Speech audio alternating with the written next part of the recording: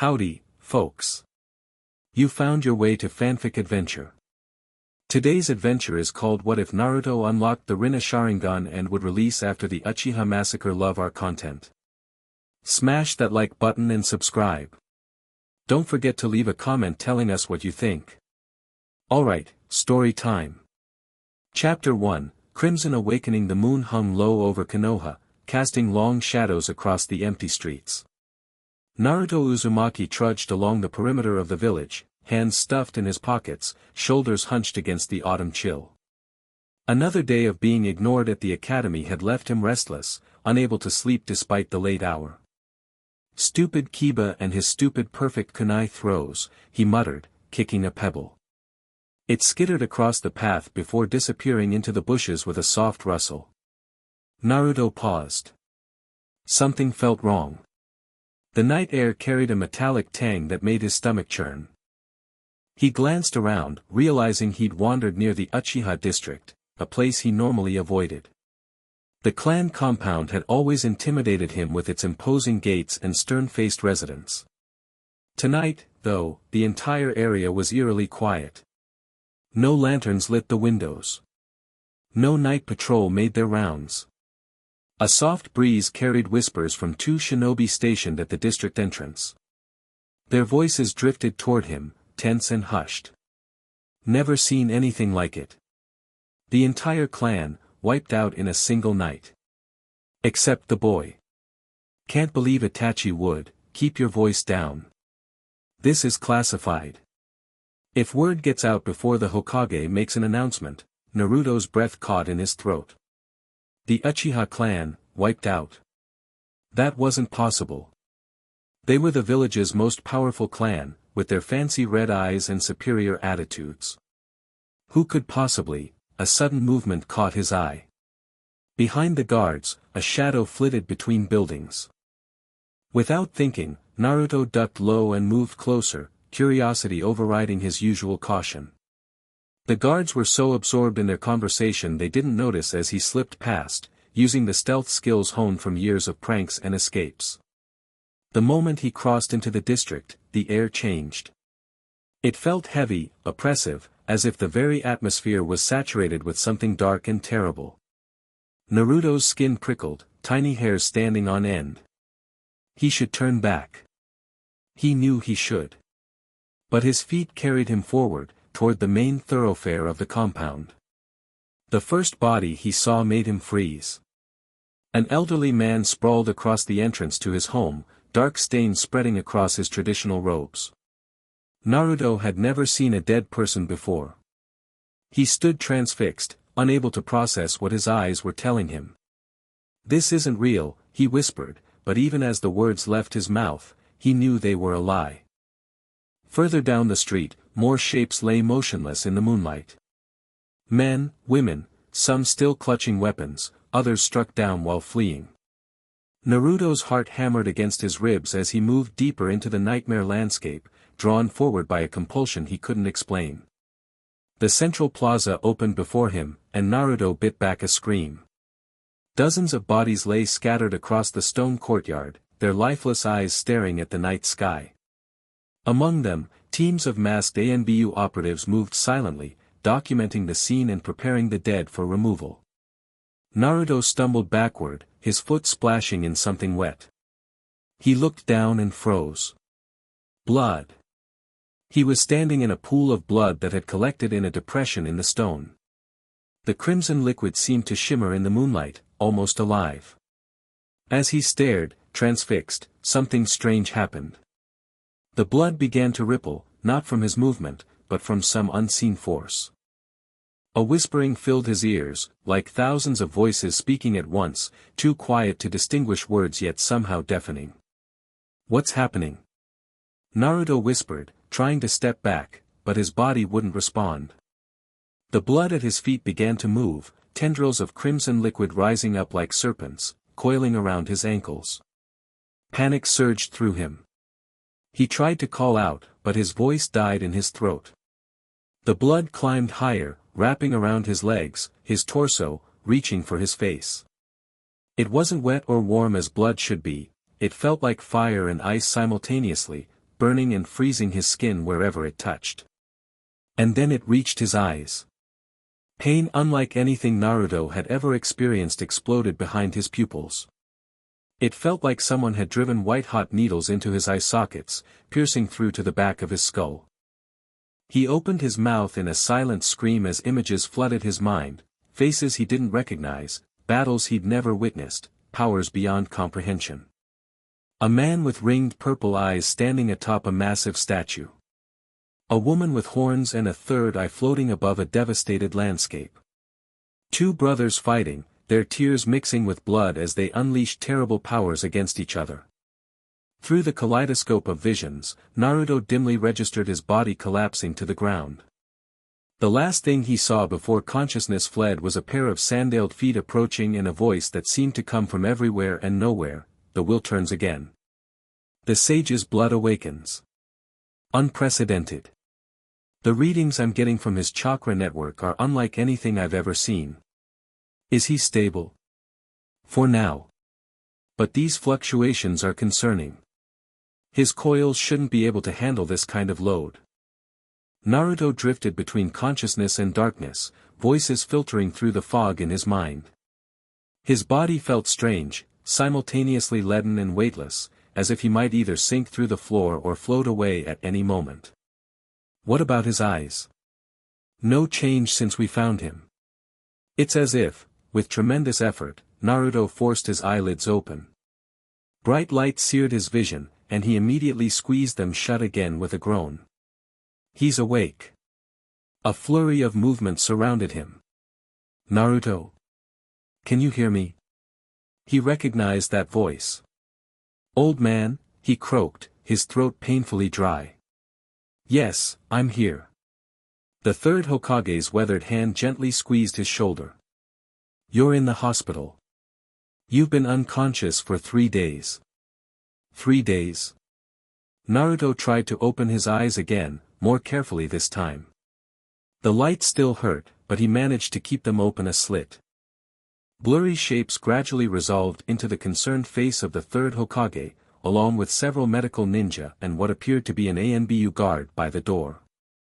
What happened?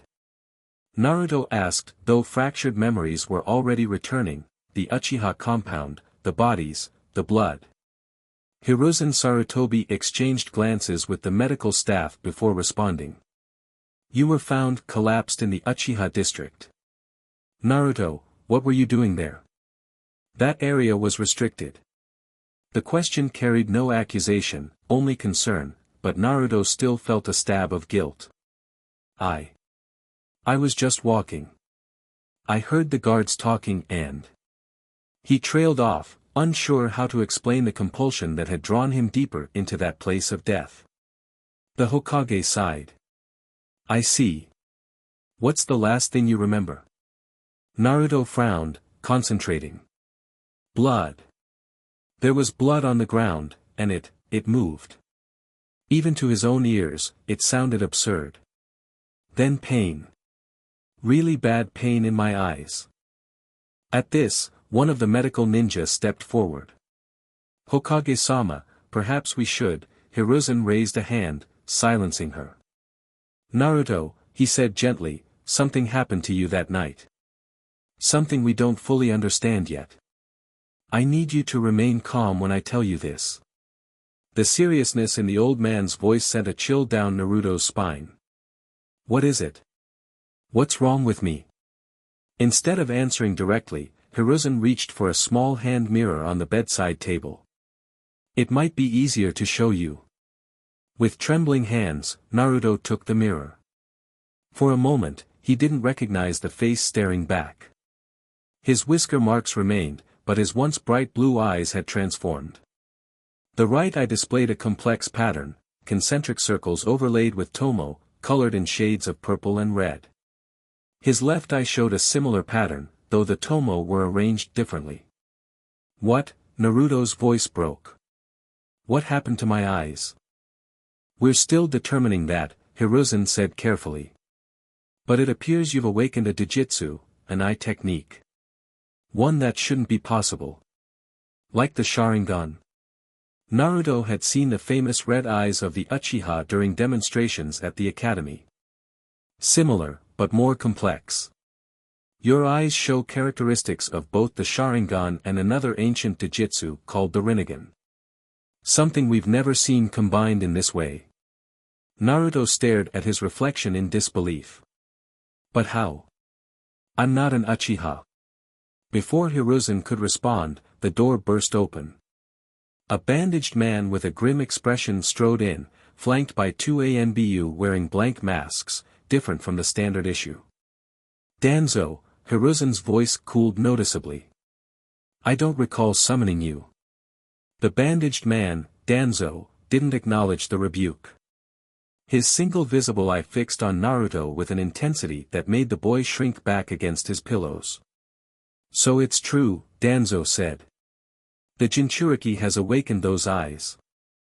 Naruto flinched at the term Jinchuriki, though he didn't understand its meaning. The way Danzo said it, like Naruto was a thing rather than a person, made his skin crawl. This discussion can wait, Hiruzen said firmly. The boy has just regained consciousness. The boy, Danzo countered, represents either Konoha's greatest asset or its greatest threat. The council must be informed immediately, and protocols established for Danzo. The single word carried enough authority to silence the room. Hiruzen's grandfatherly demeanor had vanished, replaced by the steel of a military commander. You forget yourself. I am still Hokage, and my decisions regarding Naruto are final. Tension crackled between the two men. Even in his confused state, Naruto could sense the decades of rivalry and opposing philosophies compressed into that silent confrontation. Finally, Danzo inclined his head slightly. As you wish, Hokage-sama. But this matter cannot remain hidden for long. His eye slid back to Naruto. Especially once the boy attempts to use his new gifts. After Danzo departed, Hiruzen turned back to Naruto with a reassuring smile that didn't quite reach his eyes. Try not to worry about him. For now, you should rest. Old man, Naruto's voice quavered slightly, what's happening to me? Hiruzen sat on the edge of the bed, suddenly looking every year of his advanced age. I wish I had a simple answer for you, Naruto. But the truth is, we don't fully understand it ourselves. He paused, weighing his next words carefully. What I can tell you is that you've awakened something very rare and very powerful. And until we understand more, it would be best to keep this between us. Naruto swallowed hard, glancing again at his reflection. How do I turn it off? We're not certain yet. For now, we'll give you these. Hiruzen produced a pair of dark glasses. They'll hide your eyes until we figure out how to deactivate them or control their appearance. As Naruto took the glasses, he noticed something else. Tiny green shoots had sprouted from the wooden frame of his hospital bed where his hand had been resting. He pulled his hand away in shock, and the shoots immediately stopped growing. Old man, he began, but was interrupted by a commotion in the hallway. You can't go in there. The Hokage gave strict orders. The door flew open again, revealing a boy Naruto recognized from the academy, Sasuke Uchiha. Normally composed and aloof, the last Uchiha now looked wild-eyed and disheveled, as if he hadn't slept in days. Which, Naruto realized with a pang, he probably hadn't. Sasuke's gaze locked on Naruto, then widened as he caught a glimpse of Naruto's eyes before the boy could put on the dark glasses. You, Sasuke breathed, his voice a mixture of disbelief and rage. What have you done? The Hokage's office felt smaller than Naruto remembered, or maybe it was just the tension filling the space that made the walls seem to close in. Hiruzen sat behind his desk, fingers steepled, watching as Naruto fidgeted in the chair across from him. The dark glasses perched on Naruto's nose gave him a bug-like appearance, but they served their purpose, hiding the inexplicable transformation of his eyes. For days had passed since his awakening in the hospital. For days of tests, questions, and growing unease as the full implications of what had happened began to sink in. The good news, Hiruzen said, breaking the silence, is that you're physically healthy. Whatever happened to you doesn't appear to have caused any damage to your body. Naruto nodded glumly. Physical damage was the least of his concerns right now. The more complicated news is that we still don't understand exactly how this occurred. The combination of Jujutsu you've manifested shouldn't be possible, particularly for someone with no known connection to either the Uchiha or Senju bloodlines. But it happened anyway, Naruto muttered. Indeed. Hiruzen's expression softened slightly. Naruto, I know this is difficult. You've always wanted to stand out, to be acknowledged, but I suspect this isn't what you had in mind. The boy gave a hollow laugh. Yeah, you could say that. There's something else we need to discuss. Hiruzen's tone grew more serious. Those plants you accidentally grew in the hospital.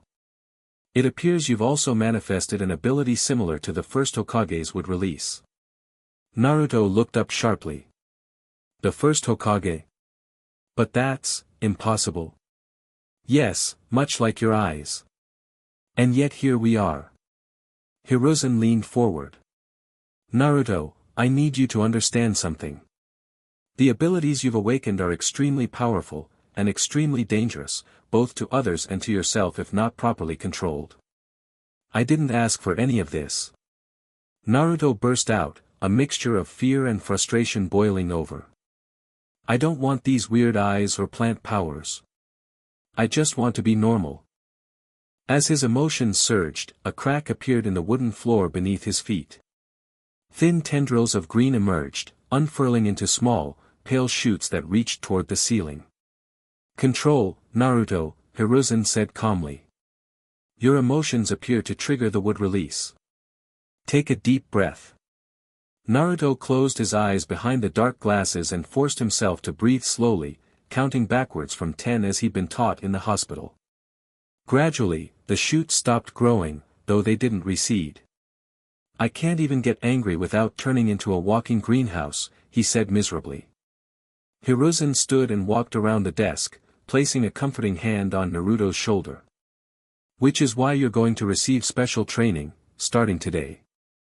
I've assigned someone who can help you understand and control at least one aspect of your new abilities. As if on cue, the window slid open, and a tall figure climbed through rather than using the perfectly functional door.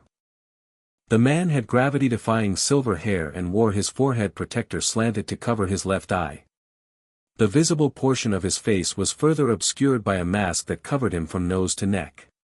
Yo, the newcomer said casually, raising a hand in greeting. Sorry I'm late. I was helping an elderly woman cross the street when a black cat crossed our path, so we had to take the long way around. Naruto, this is Kakashi Hatake, Hiruzen said, ignoring the obvious lie. He'll be overseeing your special training until you join a genin team. Naruto eyed the newcomer suspiciously. What's so special about him? In response, Kakashi reached up and lifted his forehead protector, revealing a red eye with 3 tomo, a fully matured Sharingan. Kakashi is one of our most elite jonin, Hiruzen explained. And while he wasn't born with the Sharingan, he has learned to use it effectively. His experience may help you navigate your own situation. Naruto's skepticism must have shown on his face, because Kakashi smiled and added, plus, I'm an excellent babysitter. I have a collection of bedtime stories that will knock you right out. I'm not a baby. Naruto protested. Of course not. You're a 12-year-old with the power to rewrite reality with your eyeballs. Much more dignified. Despite himself, Naruto felt a reluctant smile tugging at his lips. There was something disarming about Kakashi's laid-back attitude. Your training will take place away from prying eyes, Hiruzen continued. For the time being, you'll be excused from the academy, what? But the graduation exam is in a few months. Naruto interrupted. You'll still graduate with your class, Hiruzen assured him. But right now, controlling these abilities takes priority. Once you've mastered the basics, you can return to regular classes. Naruto slumped in his seat. Just when he'd finally started to fit in, or at least become less of an outcast, he was being separated again. "What about Sasuke?" he asked quietly. The atmosphere in the room chilled noticeably at the mention of the last Uchiha. Since their confrontation in the hospital, Sasuke had been kept away from Naruto by explicit order of the Hokage. "Sasuke Uchiha is processing his own trauma," Hiruzen said carefully. "His reaction to your eyes was unfortunate but understandable given what he's experienced." "He hates me," Naruto said flatly. "He thinks I stole his clan's power somehow." "Did you?" Kakashi asked bluntly. "No." Naruto shot back, offended. "I didn't ask for any of this. I don't even know what happened." "Maybe not consciously," Kakashi mused, tapping his masked chin. "But subconscious desires can manifest in strange ways for those with enough chakra. And you, Naruto Uzumaki, have always had chakra in abundance." Naruto opened his mouth to protest further, but Hiruzen cut him off. "Regardless of how it happened, what matters now is moving forward. Kakashi will help you gain control, and I'll work on finding answers about the origin of these abilities." The dismissal was clear. As Naruto stood to leave, Hiruzen added, "One more thing, Naruto. Until we better understand your condition, please try to avoid public attention. The fewer people who know about your eyes and would release, the better." Naruto nodded glumly. More secrets. More isolation. Just when he thought life couldn't get more complicated. "Come on, kid," Kakashi said, placing a hand on Naruto's shoulder and steering him toward the door. "We've got work to do." Training Ground 44, better known as the Forest of Death, loomed before them, its massive trees and dense undergrowth radiating an aura of danger. Warning signs plastered along the tall fence did nothing to ease Naruto's apprehension. Kakashi-sensei? Are you sure this is the right place?" "Positive," Kakashi replied cheerfully, not looking up from the small orange book he'd been reading throughout their journey. "It's perfect for our purposes, remote, secured, and filled with plants for you to commune with." "Commune with?" Naruto echoed skeptically. Kakashi snapped his book shut and tucked it away. "Wood Release isn't just about growing trees, Naruto. It's a profound connection to life energy itself. The first Hokage could sense emotions through plants, communicate with nature, and even tame the tailed beasts with his abilities." A strange sensation prickled at the back of Naruto's mind at the mention of tailed beasts, but he pushed it aside, focusing on the immediate issue. "So I'm supposed to talk to trees?" "For starters," Kakashi said, producing a key to unlock the gate, "you're going to learn to listen to them." They ventured deep into the forest, following a path only Kakashi seemed able to see. The further they went, the more Naruto became aware of a strange sensation, as if the forest itself was watching them, evaluating them. The feeling wasn't threatening, exactly, but it wasn't comfortable either. Finally, they reached a small clearing where the canopy opened slightly to allow dappled sunlight to reach the forest floor. In the center stood a stump that appeared to have been fashioned into a crude seat. "This is where the first Hokage used to meditate," Kakashi explained, his usual flippant tone temporarily absent. "Legend says he created this entire forest in a single day, a demonstration of power that helped convince the other clans to unite under Konoha's banner." Naruto approached the stump with newfound reverence. "Hashirama Senju sat here?" "Among other places." His connection to nature was so profound that plants would grow in his footsteps without him even trying. Kakashi gestured to the stump. "Have a seat." Naruto complied, finding the ancient wood surprisingly comfortable, almost as if it had been specifically shaped to accommodate him. "Now," Kakashi continued, "take off those glasses." Naruto hesitated. He'd grown accustomed to hiding behind the dark lenses, avoiding the stares and questions his strange eyes would inevitably provoke. "You can't master what you're afraid to face," Kakashi said gently but firmly. With a deep breath, Naruto removed the glasses. The forest immediately appeared different, sharper, more vivid. He could see the individual veins in distant leaves, count the rings in tree trunks from yards away, and tracked the movement of insects through the undergrowth with unnerving precision. "Whoa," he breathed. "Impressive, isn't it?" Kakashi observed. The visual acuity of a Dijitsu can be disorienting at first. Your brain is processing more information than it's used to. Everything's so clear, Naruto said, turning his head slowly to take in the forest from this new perspective. That's just the surface level. Now I want you to close your eyes and focus on your other senses. What do you feel? Naruto closed his eyes, immediately aware of a pulsing sensation beneath him. It felt like sitting atop a giant, slowly beating heart. "The stump," he said softly. "It feels alive." "Good. All plants retain a measure of life energy, even after being cut. Now extend your awareness outward. Don't try to control anything yet, just feel." Naruto concentrated, reaching out with senses he didn't know he possessed. Gradually, he became aware of a vast network surrounding him, countless strands of energy connecting every plant in the forest, from the tallest trees to the smallest blades of grass. It was like discovering an invisible city built atop the visible one, complex and ancient and humming with quiet power. "I can feel them," he whispered, afraid that speaking too loudly might break the connection. "All of them, connected underground. Root systems," Kakashi explained. "Plants communicate through their roots, sharing nutrients and information. With Wood Release, you can tap into that network, listen to it, influence it, even become part of it temporarily." As Naruto explored this new awareness, he sensed something else, a dark presence moving through the forest perhaps half a mile away. Whatever it was, the plants recoiled from it, their energy drawing back like fingers from a flame. "There's something out there," he said, opening his eyes. "Something big." Kakashi nodded.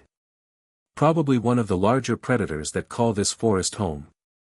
The Forest of Death earned its name honestly.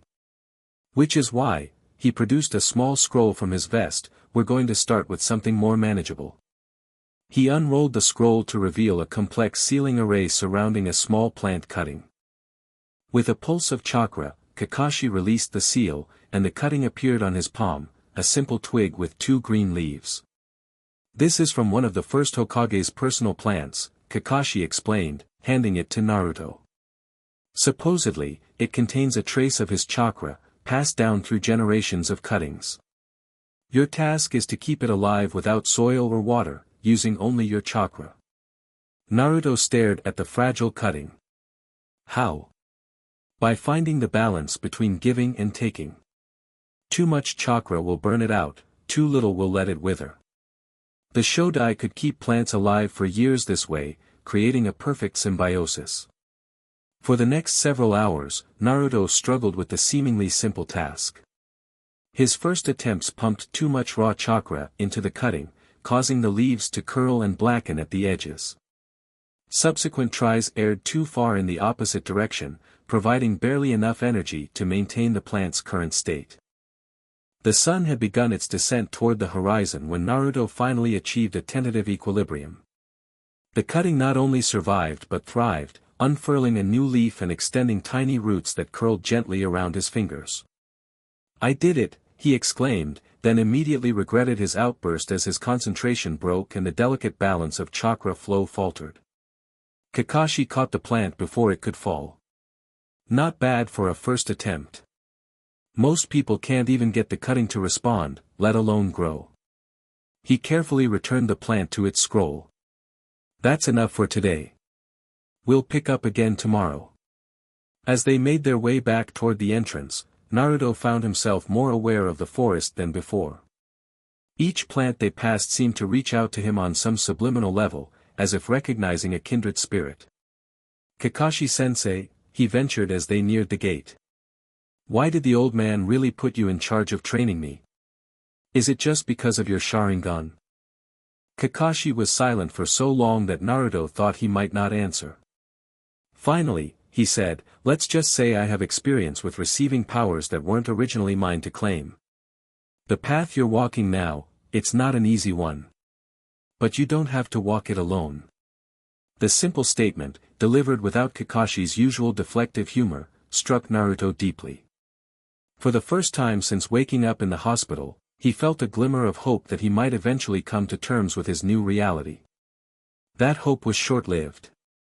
As they exited the forest, a figure stood waiting by the gate, Sasuke Uchiha, arms crossed and expression thunderous. "Naruto," he said, the name sounding like an accusation. Kakashi stepped slightly in front of Naruto. "Sasuke. This is an unexpected visit." Sasuke ignored him, dark eyes fixed on Naruto. "The Hokage won't let me near you.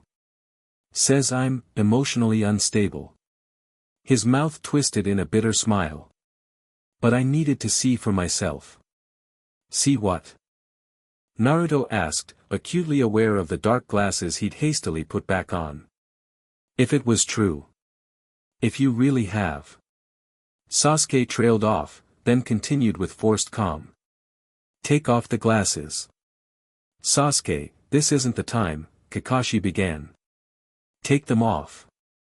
Sasuke demanded, his composure cracking. "You owe me that much." "I don't owe you anything." Naruto shot back, his own temper flaring. "I didn't ask for these eyes. I don't even want them." "Then give them to me." Sasuke took a step forward, hands clenched into fists. "They belong to the Uchiha. To me." "That's quite enough," Kakashi said firmly, all traces of his usual laid-back demeanor gone. "Sasuke, you're not authorized to be here. I suggest you return to the village immediately." For a moment, it seemed Sasuke might ignore the command. Then, with visible effort, he mastered himself. "This isn't over," he said quietly. "Whatever happened that night, whatever power you stumbled into, it has a price. And sooner or later, you'll pay it." He turned and walked away, back rigid with suppressed emotion. "Well," Kakashi said after a moment, "that could have gone worse." Naruto stared after Sasuke's retreating figure.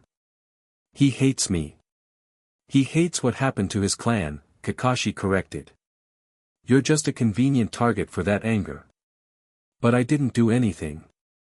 "Grief isn't rational, Naruto. And Sasuke has more reason than most to be irrational right now." Kakashi placed a hand on Naruto's shoulder.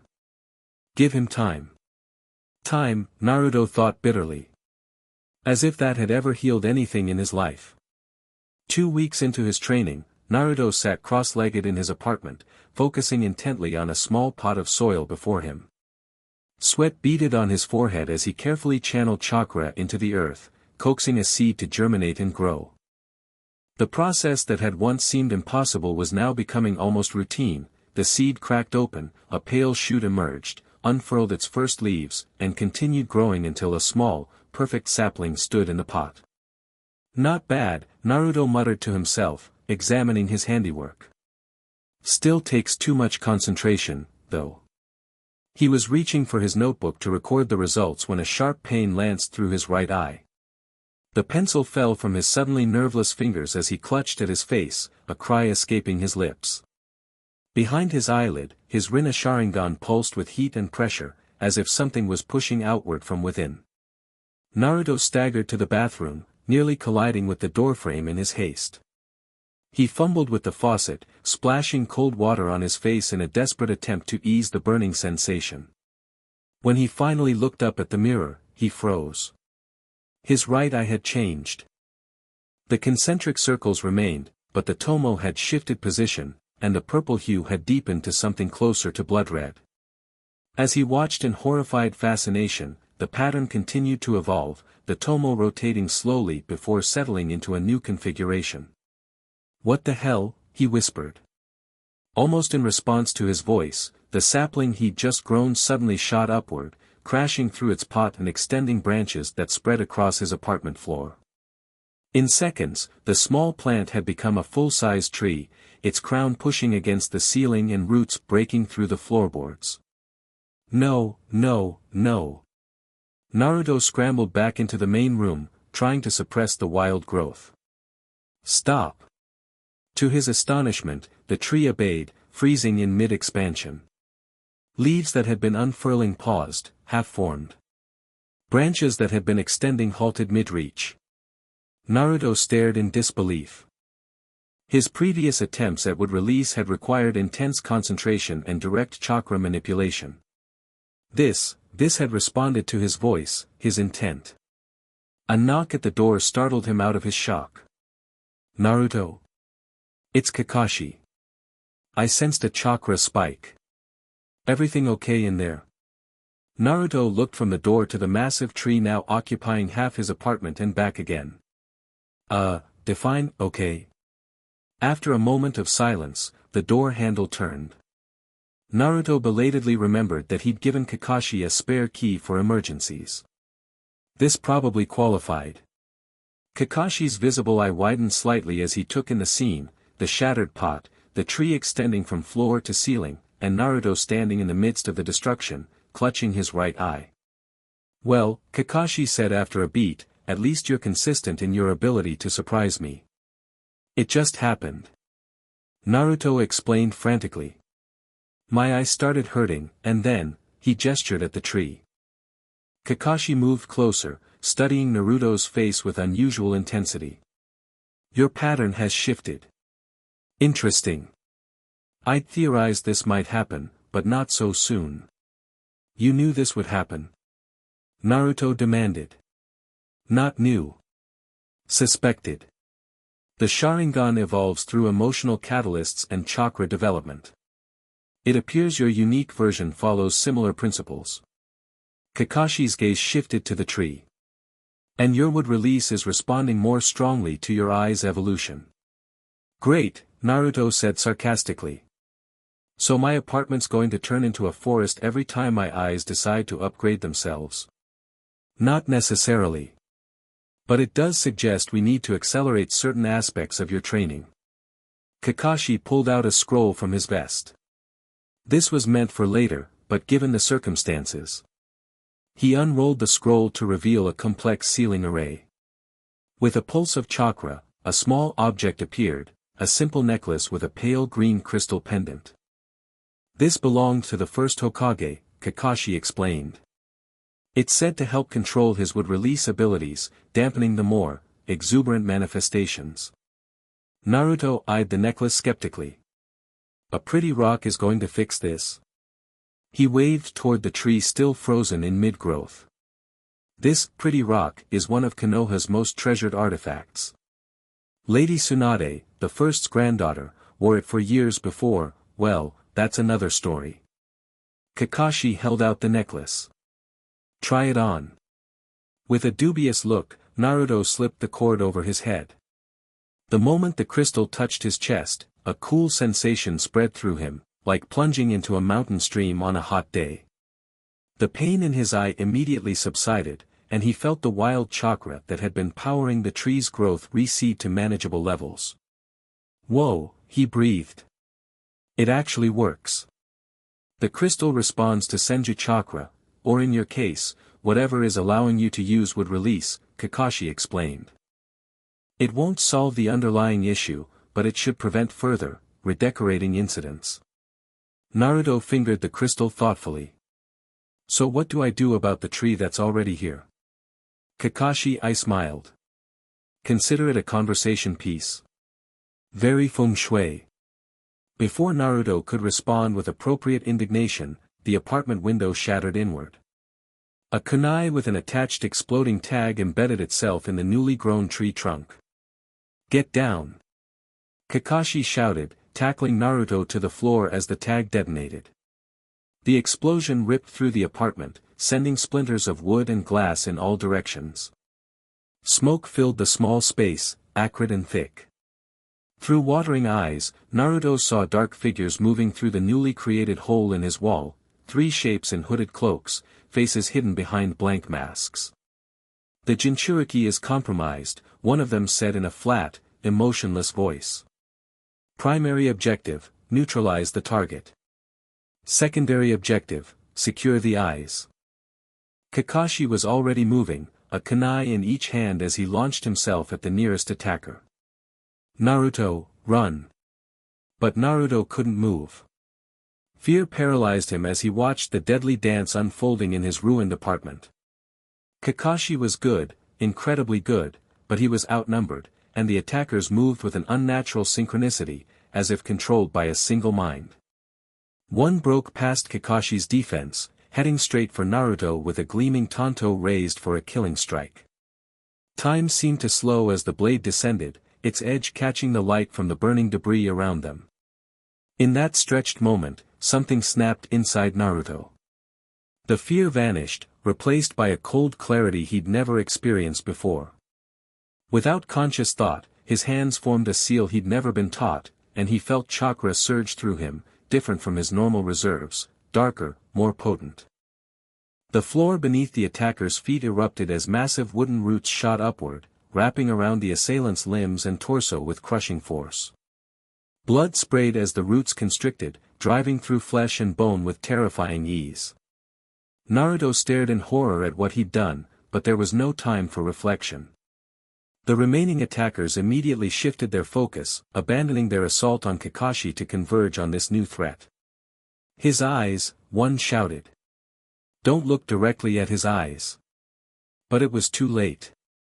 Naruto's gaze locked with his second attacker, and he felt something activate in his left eye, a pull that seemed to bend reality itself. The masked figure froze mid-stride, then crumpled to the floor, body convulsing as if experiencing some internal cataclysm. The third attacker hesitated, clearly reassessing the threat level. That moment of indecision cost him dearly as Kakashi's lightning-wrapped hand punched through his chest from behind. Chidori, Kakashi said grimly as the body slumped to the ground. For a moment, the only sounds were the crackling of small fires and Naruto's ragged breathing. Then Kakashi was kneeling beside him, checking for injuries. "Are you hurt?" he demanded. Naruto shook his head mutely, still staring at the bodies. He'd killed someone. He'd killed someone without even understanding how he'd done it. Naruto. Focus. Kakashi's voice cut through his shock. We need to move. There might be more of them. Who? Naruto's voice cracked. He swallowed and tried again. Who were they? Kakashi pulled down one of the attacker's masks, revealing a face that was disturbingly blank, not just in expression, but in features, as if the person had been deliberately crafted to be forgettable. Root, Kakashi said, his voice hard with anger. Danzo's personal ANBU division. Officially disbanded years ago, but clearly still operational. Danzo. That old guy from the hospital. Naruto struggled to connect the bandaged elder with the deadly assassins who just tried to kill him. That old guy is one of Konoha's darkest shadowcasters, Kakashi said grimly. And it seems he's decided you're too valuable, or too dangerous, to leave in the Hokage's hands. Before Naruto could process this revelation, more figures appeared at the shattered window, standard ANBU this time, their animal masks distinct and familiar.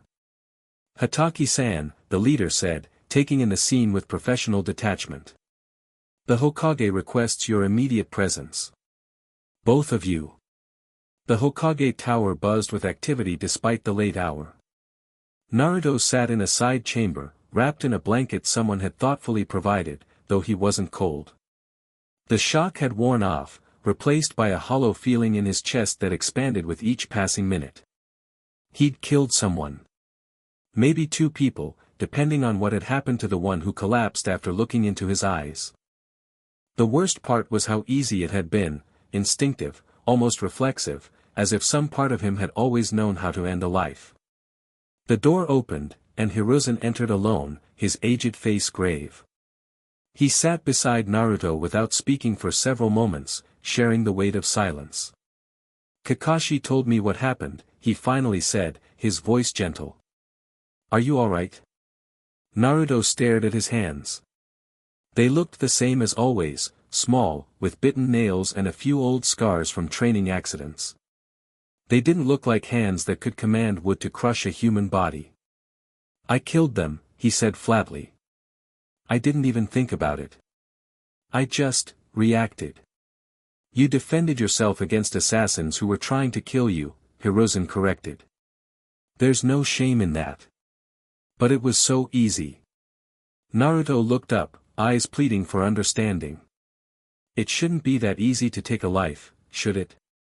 Hiruzen sighed deeply. No, it shouldn't. And the fact that you're troubled by this tells me more about your character than any test or training exercise ever could. He placed a weathered hand on Naruto's shoulder. Power without compassion is just tyranny, Naruto. The first Hokage understood this. He possessed the strength to crush mountains, yet he used that power to build instead of destroy. To protect rather than conquer. But what if I can't control it? Naruto whispered his deepest fear. What if next time I hurt someone who doesn't deserve it? That's why we train. That's why we surround ourselves with people who will hold us accountable. Hiruzen's expression hardened slightly. As for tonight's attack, I want you to know that I had nothing to do with it. Danzo acted without authorization, and he will answer for it. Why does he want my eyes so badly? Naruto asked. Hiruzen hesitated, clearly weighing how much to reveal. Danzo has collected Jujutsu in the past. He believes that power should be concentrated in those willing to use it, regardless of how it was obtained. He wants to take my eyes. Naruto recoiled at the thought. Or control you as the wielder of those eyes. Either outcome would satisfy him. Hiruzen stood. Which is why you won't be returning to your apartment. It's no longer safe. Then where will I stay? For tonight, here in the tower. Tomorrow, you'll be moved to a more secure location where your training can continue without interference. Hiruzen moved toward the door, then paused. One more thing, Naruto. The crystal you're wearing, how does it feel? Naruto touched the first Hokage's necklace, which still hung around his neck. It's calming, I guess. Like it's helping me keep everything in check. Hiruzen nodded, seeming pleased. Good. Keep it with you always. It may prove more valuable than you realize. After the Hokage left, Naruto was shown to a small but comfortable room within the tower. Despite his exhaustion, sleep eluded him. Every time he closed his eyes, he saw the root agent's body being crushed by his wooden tendrils, felt the strange, cold satisfaction that had accompanied the kill. Eventually, he rose and moved to the window, gazing out at the sleeping village. The building stretched before him, peaceful under the moonlight, unaware of the dangers lurking in their shadows. How many other secrets did Konoha harbor? How many other truths had been hidden from him? The crystal pendant glowed faintly against his chest, responding to his agitated chakra. Naruto wrapped his fingers around it, drawing comfort from its cool surface. I will control this, he whispered to himself. I won't become what they fear. As dawn broke over the Hokage monument, casting long shadows across the village, Naruto finally drifted into an uneasy sleep. In his dreams, he stood in a vast forest, surrounded by trees that whispered with familiar voices, some warning, some encouraging, all calling him deeper into the green labyrinth. At the center waited a figure with ringed purple eyes, extending a hand in welcome. The wheel turns, the figure said. The saga continues. And behind them both, unseen but felt, a darker presence watched and waited, 9 tails swaying in anticipation. Chapter 2, Roots of Power. 6 months later, Naruto crouched atop the Hokage monument, the early morning sunlight warming his back. The village below stirred to life, shopkeepers raising shutters, children racing to the academy, shinobi departing for missions. From this height, Konoha appeared peaceful, untroubled by the shadows Naruto now knew lurked beneath its surface. His fingers absently traced the crystal hanging from his neck. The first Hokage's necklace had become a constant companion, rarely leaving his person even during sleep. Its subtle influence had helped him maintain control during these months of intensive training, preventing the kind of destructive outbursts that had marked his initial awakening.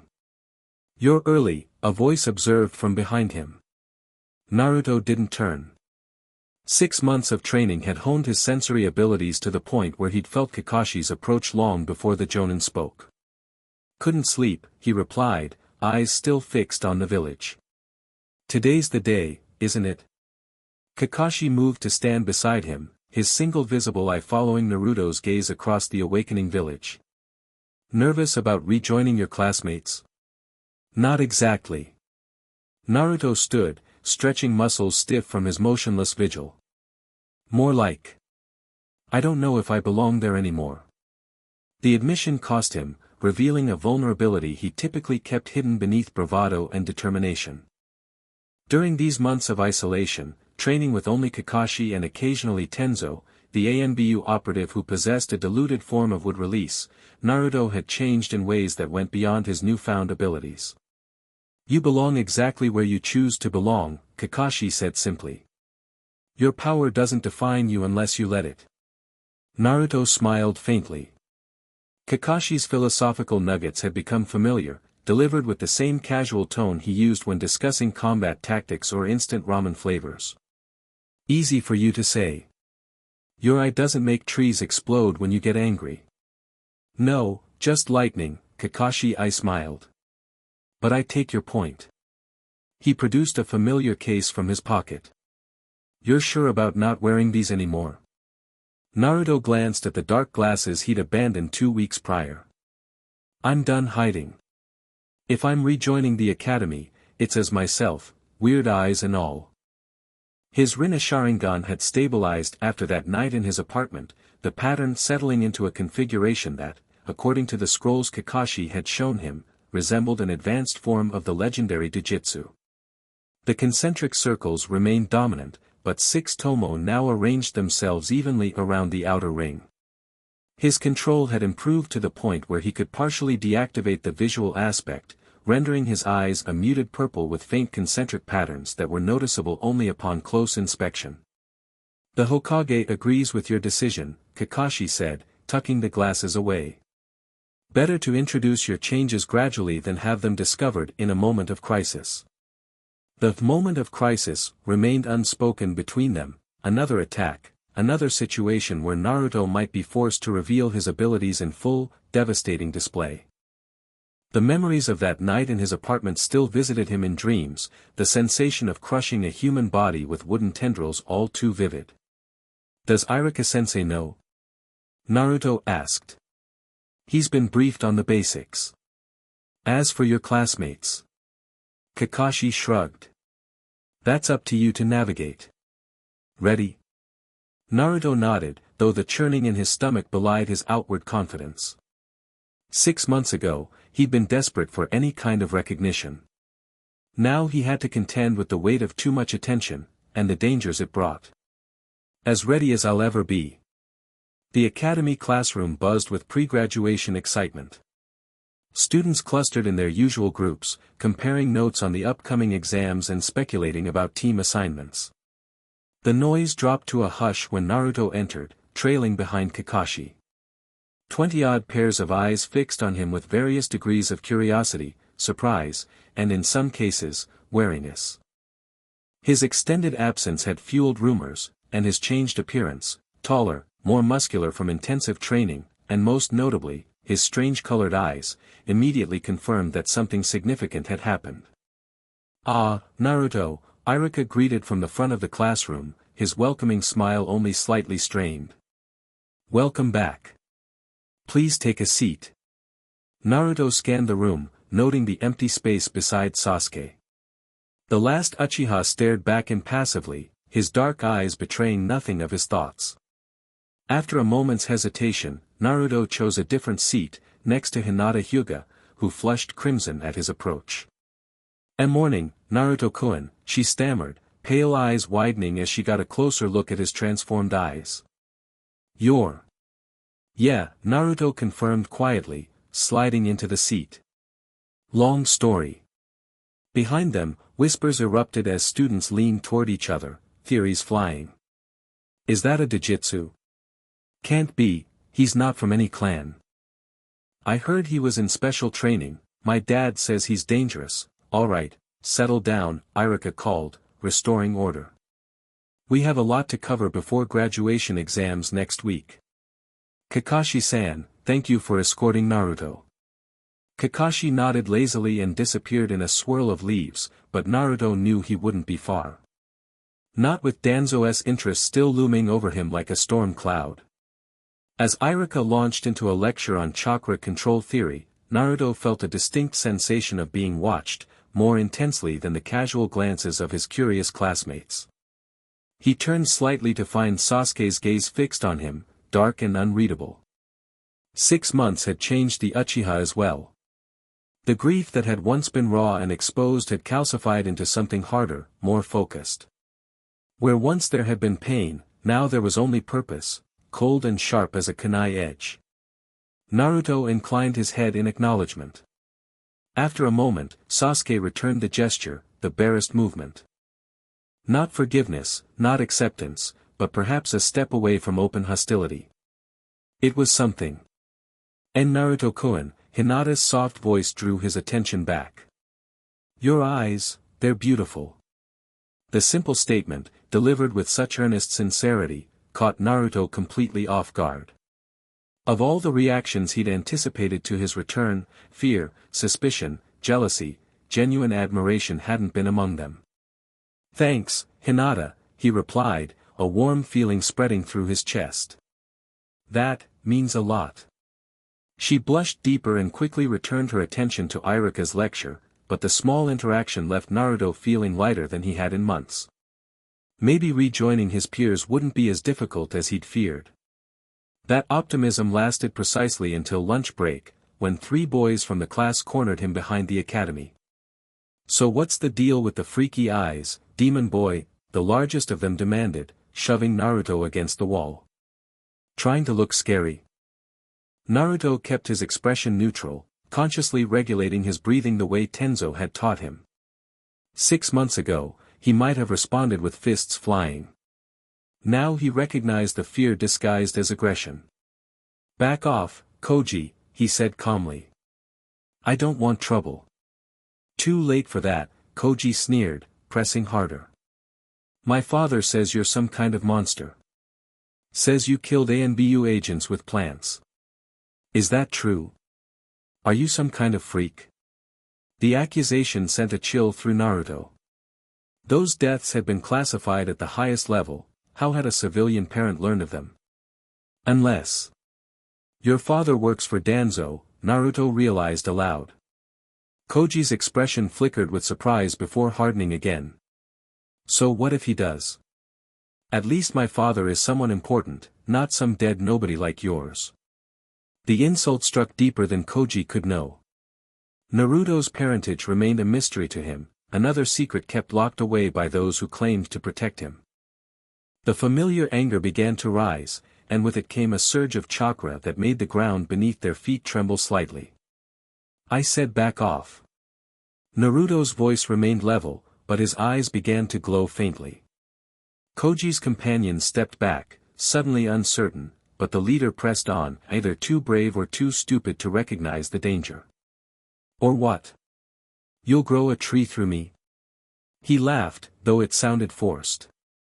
I'm not scared of, his words cut off abruptly as a small plant erupted from the packed earth between them, growing with unnatural speed until it reached knee height. It wasn't threatening, just a simple flowering plant, but the demonstration of control was unmistakable. I don't want to fight you, Naruto said quietly. But I won't be pushed around either. Not anymore. Before Koji could respond, a new voice cut through the tension. Interesting. They said you'd improved, but seeing it firsthand is something else entirely. All 4 boys turned to find Sasuke leaning against the corner of the building, arms crossed, expression unreadable. Sasuke-kun. Koji straightened immediately. We were just being idiots, Sasuke finished flatly. Leave. The 3 boys hesitated only briefly before retreating, shooting nervous glances between Naruto and Sasuke as they went. When they were gone, an uncomfortable silence descended.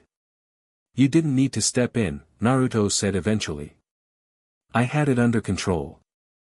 I know, Sasuke replied, pushing off from the wall to stand straighter. That's what's interesting. He nodded toward the plant still rooted between them.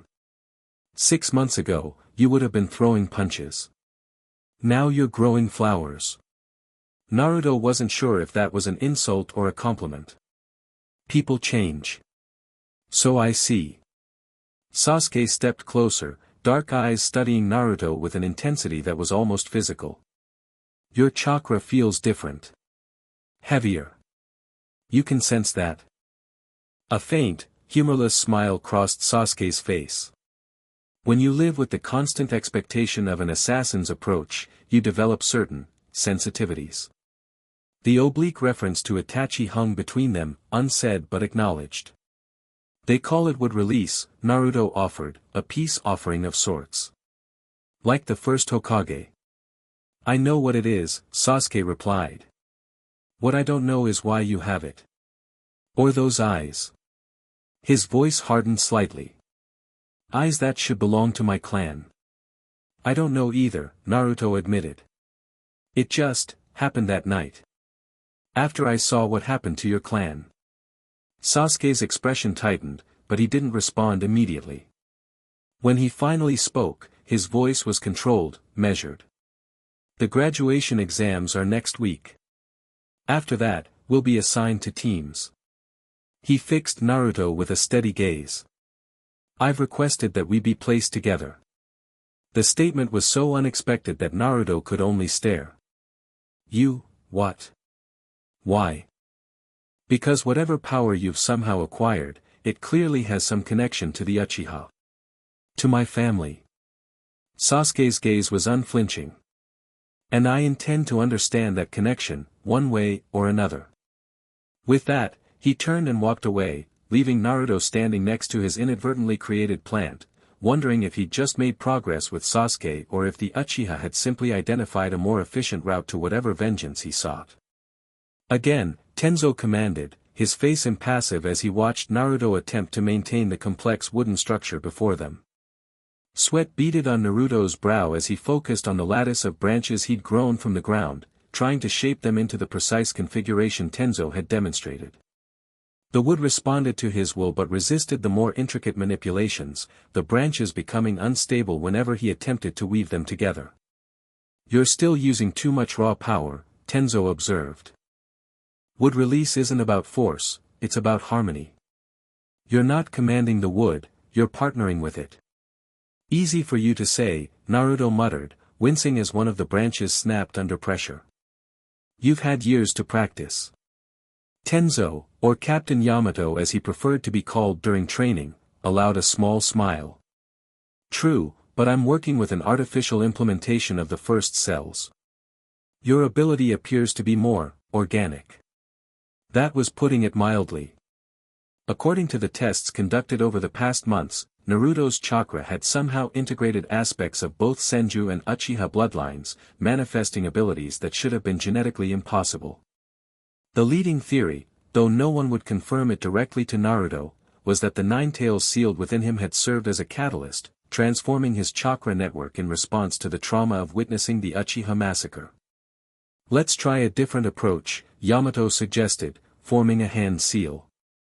The wooden structure Naruto had been struggling with dissolved back into the earth. Instead of forcing a specific shape, let's see what form comes naturally to you. Naruto nodded, grateful for the change in tactics. He closed his eyes, placed his palms against the ground, and allowed his chakra to flow outward, following the path of least resistance. This time, instead of trying to mimic Yamato's precise architectural designs, he simply encouraged growth, letting the wood determine its own structure. The response was immediate and startling. Wooden tendrils erupted from the earth, curving upward in graceful arcs before branching outward like a canopy. Unlike his previous attempts, which had produced rigid, angular structures, these forms were fluid and organic, more like living trees than constructed frameworks. Fascinating, Yamato murmured, circling the still evolving creation. You're not building with wood, you're growing it. That's closer to the first Hokage's original technique than anything I can do. Naruto opened his eyes, surprised by the elaborate structure that had formed almost without conscious direction. It's like it knew what to become. In a sense, it did, Yamato agreed. True wood release works with the living essence of plants, not just their material form. The first could communicate with forests, sense emotions through root networks, even influence the growth of plants miles away. Could he really control the tailed beasts with this power? Naruto asked, the question that had been nagging at him for months finally emerging. Yamato hesitated, his expression becoming guarded. That's a complex question. The records suggest his wood release had a calming effect on their chakra, yes. But control might be too strong a word. Naruto nodded, filing away the non-answer. The adults in his life had become increasingly evasive whenever his questions veered toward the Nine Tails or his parents. Even Kakashi, who was usually forthright, developed selective hearing when certain topics arose. Something's coming, he said suddenly, his senses tingling with warning. Northeast perimeter, moving fast. Yamato tensed, immediately alert. How many? 1, no, 2. Naruto frowned, concentrating on the strange new sense he'd developed, an ability to detect negative emotions and hostile intent. One feels angry. The other is harder to read.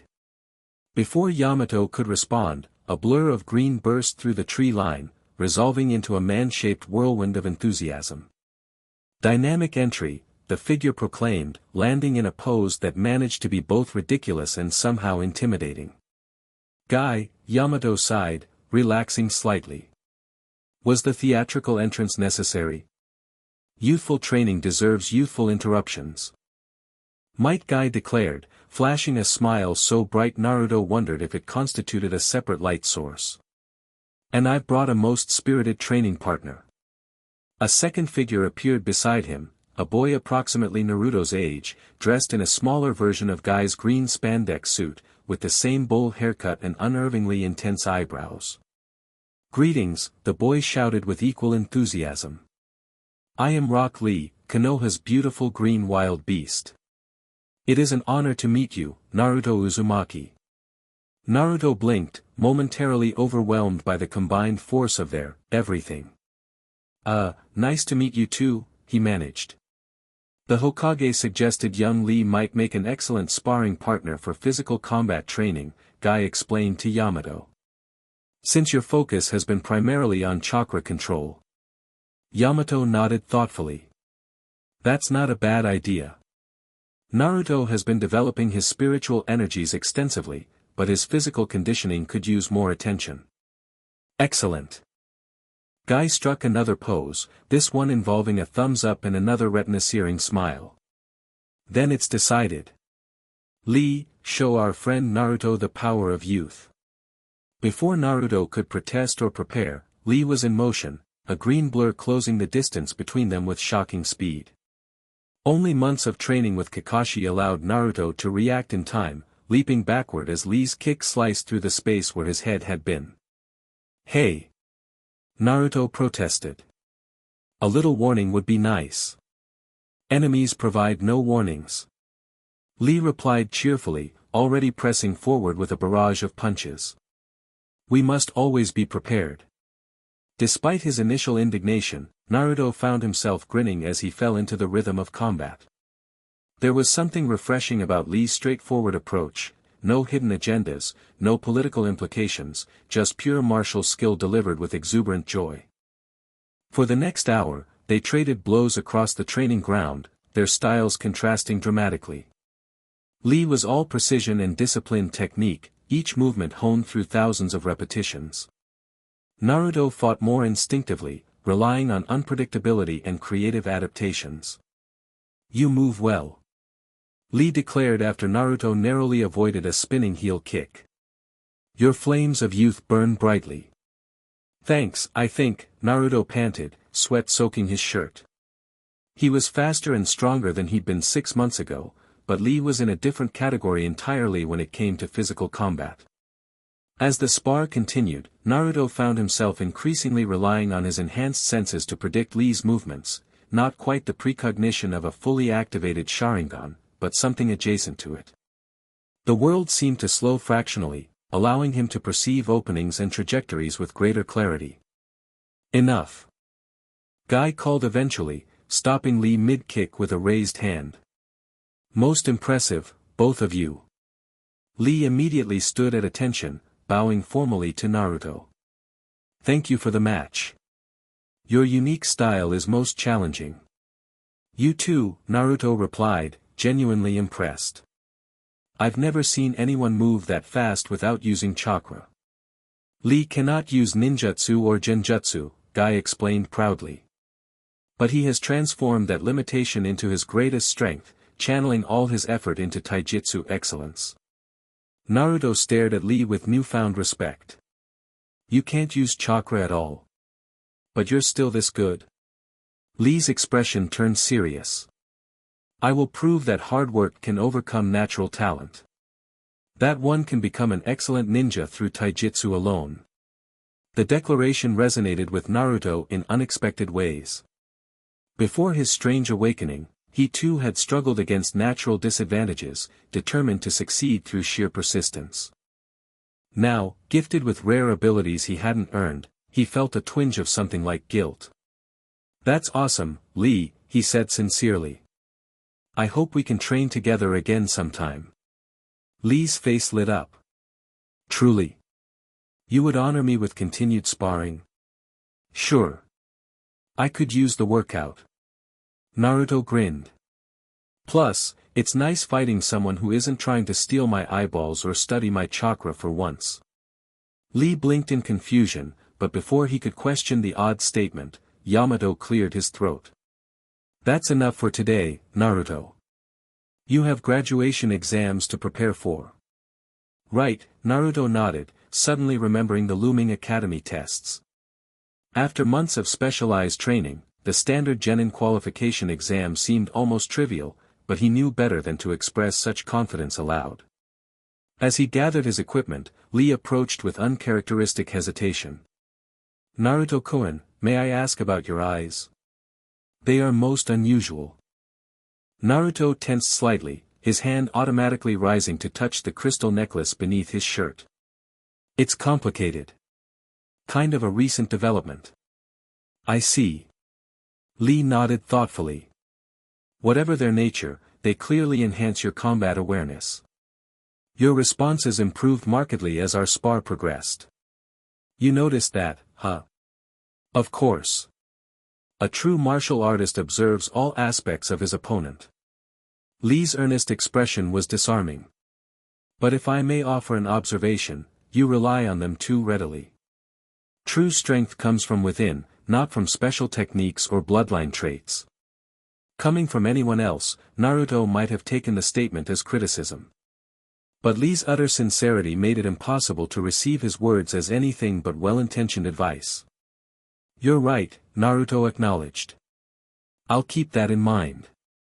As he left the training ground, Naruto found himself reflecting on Lee's words. Had he become too dependent on his newfound abilities?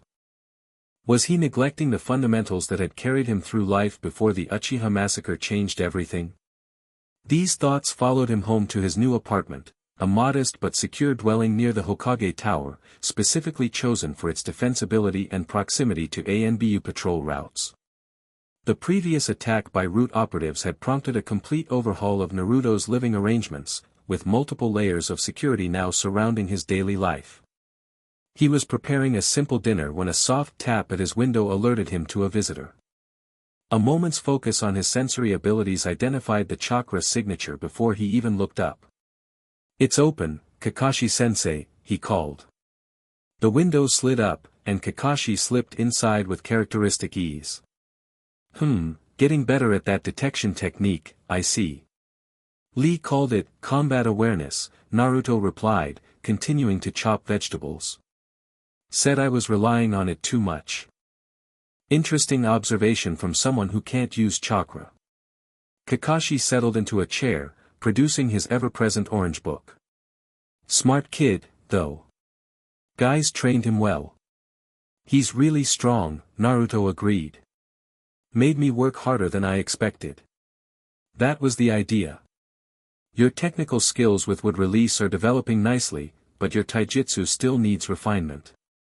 Kakashi turned a page casually. By the way, the Hokage wanted me to inform you that team assignments have been finalized. Naruto's knife paused mid-chop. And it seems Sasuke Uchiha's request was granted. You'll be on Team 7 together, along with Hinata Hyuga. The vegetable forgotten, Naruto turned to face his mentor fully. Hinata? Not Sakura.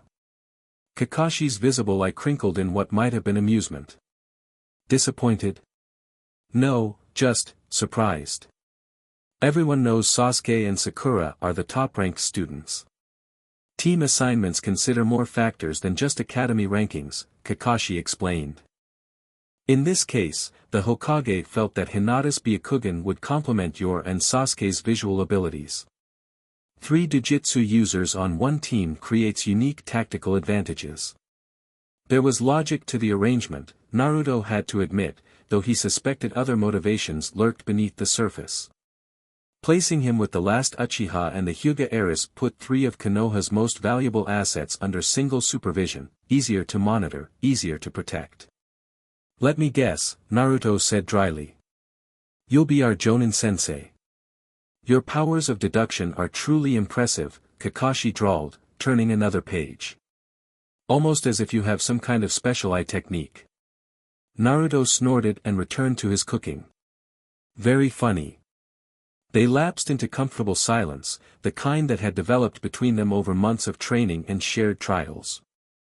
For all his eccentricities and evasions, Kakashi had become the closest thing to family Naruto had ever known, a peculiar blend of teacher, protector, and occasionally, reluctant confidant.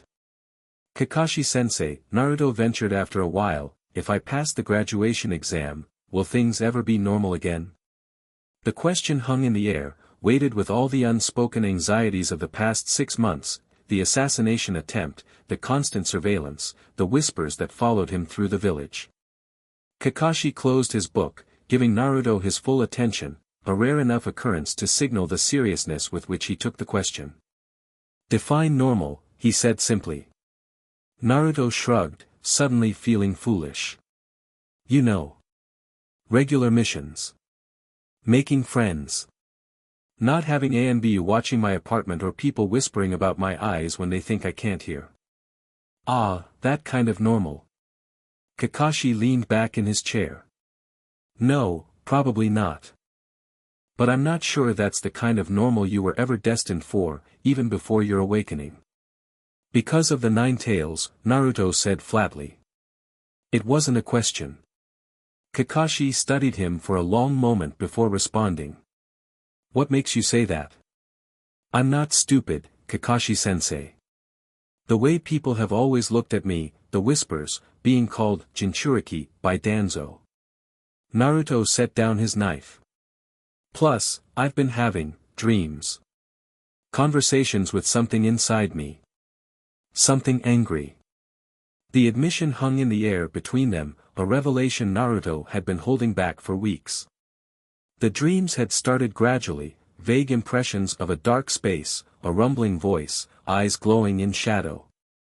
But recently they'd become more vivid, more interactive. Kakashi's posture shifted subtly, tension entering his frame despite his outwardly casual demeanor. How long has this been happening? Since I started using the wood release more actively, Naruto admitted. It's like. When I connect with plants, I also connect with something else. Something deeper. Have you told the Hokage about this? Naruto shook his head. I wanted to understand it better first. And honestly, I wasn't sure who I could trust. The words clearly stung, though Kakashi masked it well. Naruto, whatever other secrets may have been kept from you, the Hokage has only ever acted in your best interest. By letting the village treat me like a monster. By keeping me in the dark about why. Naruto's voice rose slightly, his frustration bleeding through. If I have the 9 tails inside me, don't I deserve to know that? Kakashi sighed, running a hand through his already unruly hair. You're right, he said finally. You do deserve to know. And yes, the 9-tailed fox was sealed inside you the day you were born, by the 4th Hokage. Despite having suspected the truth for weeks, hearing it confirmed sent a cold shock through Naruto's system. The village's hatred, the isolation, the constant supervision, it all suddenly made terrible sense. "Why me?" he asked quietly. "That," Kakashi said carefully, "is a longer conversation, one the Hokage should be part of." He stood, moving to the window. "For now, focus on your graduation exam. Pass that, and I promise you'll get the answers you're looking for." After Kakashi departed, Naruto abandoned his half-prepared dinner, appetite gone. He moved to the small balcony of his apartment and gazed out at the village, the lights of homes and businesses glowing warmly in the gathering twilight. Inside him, something ancient stirred, responding to his tumultuous emotions. And deep in the recesses of his mind, a deep voice rumbled with dark amusement. "So they finally told you, Kit. About time." Graduation day arrived with clear skies and mild weather, as if nature itself approved of this milestone in the young ninjas' lives. The academy buzzed with nervous energy as students performed their final demonstrations before the evaluating instructors. Naruto stood in line, watching as his classmates were called one by one into the examination room. Most emerged minutes later, proudly displaying new forehead protectors, symbols of their successful transition from students to genin. "Nervous?" Hinata asked softly from behind him. Naruto turned, offering a small smile. In the week since his return to classes, Hinata had proven to be an unexpected ally, quiet but supportive, never prying about his changed eyes or extended absence. "Not about the test," he admitted. "More about what comes after." She nodded in understanding. "Team assignments. You've heard. That will be together." "Yes." A faint blush colored her cheeks. "My father was informed." The slight hesitation suggested there was more to that story than she was sharing. Naruto had learned enough about clan politics to guess that Hayashi Hyuga likely had strong opinions about his daughter being placed on a team with both the Ninetales Jinchuriki and the last Uchiha. "Is that going to be a problem for you?" he asked, suddenly concerned. "With your clan, I mean." Hinata's expression firmed, a flash of determination replacing her usual shyness. "My father doesn't decide who my teammates are. The Hokage does." The simple statement carried more weight than its words alone suggested, a small declaration of independence from a girl often overshadowed by her clan's expectations. "Uzumaki Naruto," Iruka called from the doorway. "You're up." With a quick nod to Hinata, Naruto entered the examination room. Iruka sat behind a table alongside Mizuki, another instructor Naruto had never particularly warmed to. Between them lay several neatly arranged forehead protectors, waiting to be awarded to successful candidates. "All right, Naruto," Iruka said, checking his clipboard. "For your final evaluation, please demonstrate the clone technique, producing at least 3 functional duplicates." Naruto hesitated. The clone technique had always been his weakest jutsu, his massive chakra reserves making it difficult to regulate the precise amount needed for the illusory duplicates. During his specialized training, he'd neglected this basic academy technique in favor of more advanced skills. "Actually, Iruka-sensei," he said carefully, "I was hoping I might substitute a different clone technique." Iruka and Mizuki exchanged glances. "The standard academy clone is required for graduation," Mizuki pointed out. "I understand, but..." Naruto took a deep breath. "My chakra control makes the standard version difficult. But I've learned an alternative that's actually more useful in combat." Iruka frowned slightly. "This is highly irregular, Naruto." "Please," Naruto pressed. "Just let me show you." After a moment's consideration, Iruka nodded. "Very well. Proceed with your alternative technique." Relieved, Naruto formed the cross-shaped hand seal Kakashi had taught him. Shadow Clone Jutsu. With a surge of chakra and multiple puffs of smoke, not 3 but 10 solid duplicates appeared around him, perfect copies down to the last detail, each capable of independent action and physical interaction with the environment. Iruka's jaw dropped. Those are solid clones. But that's a Jonin-level technique.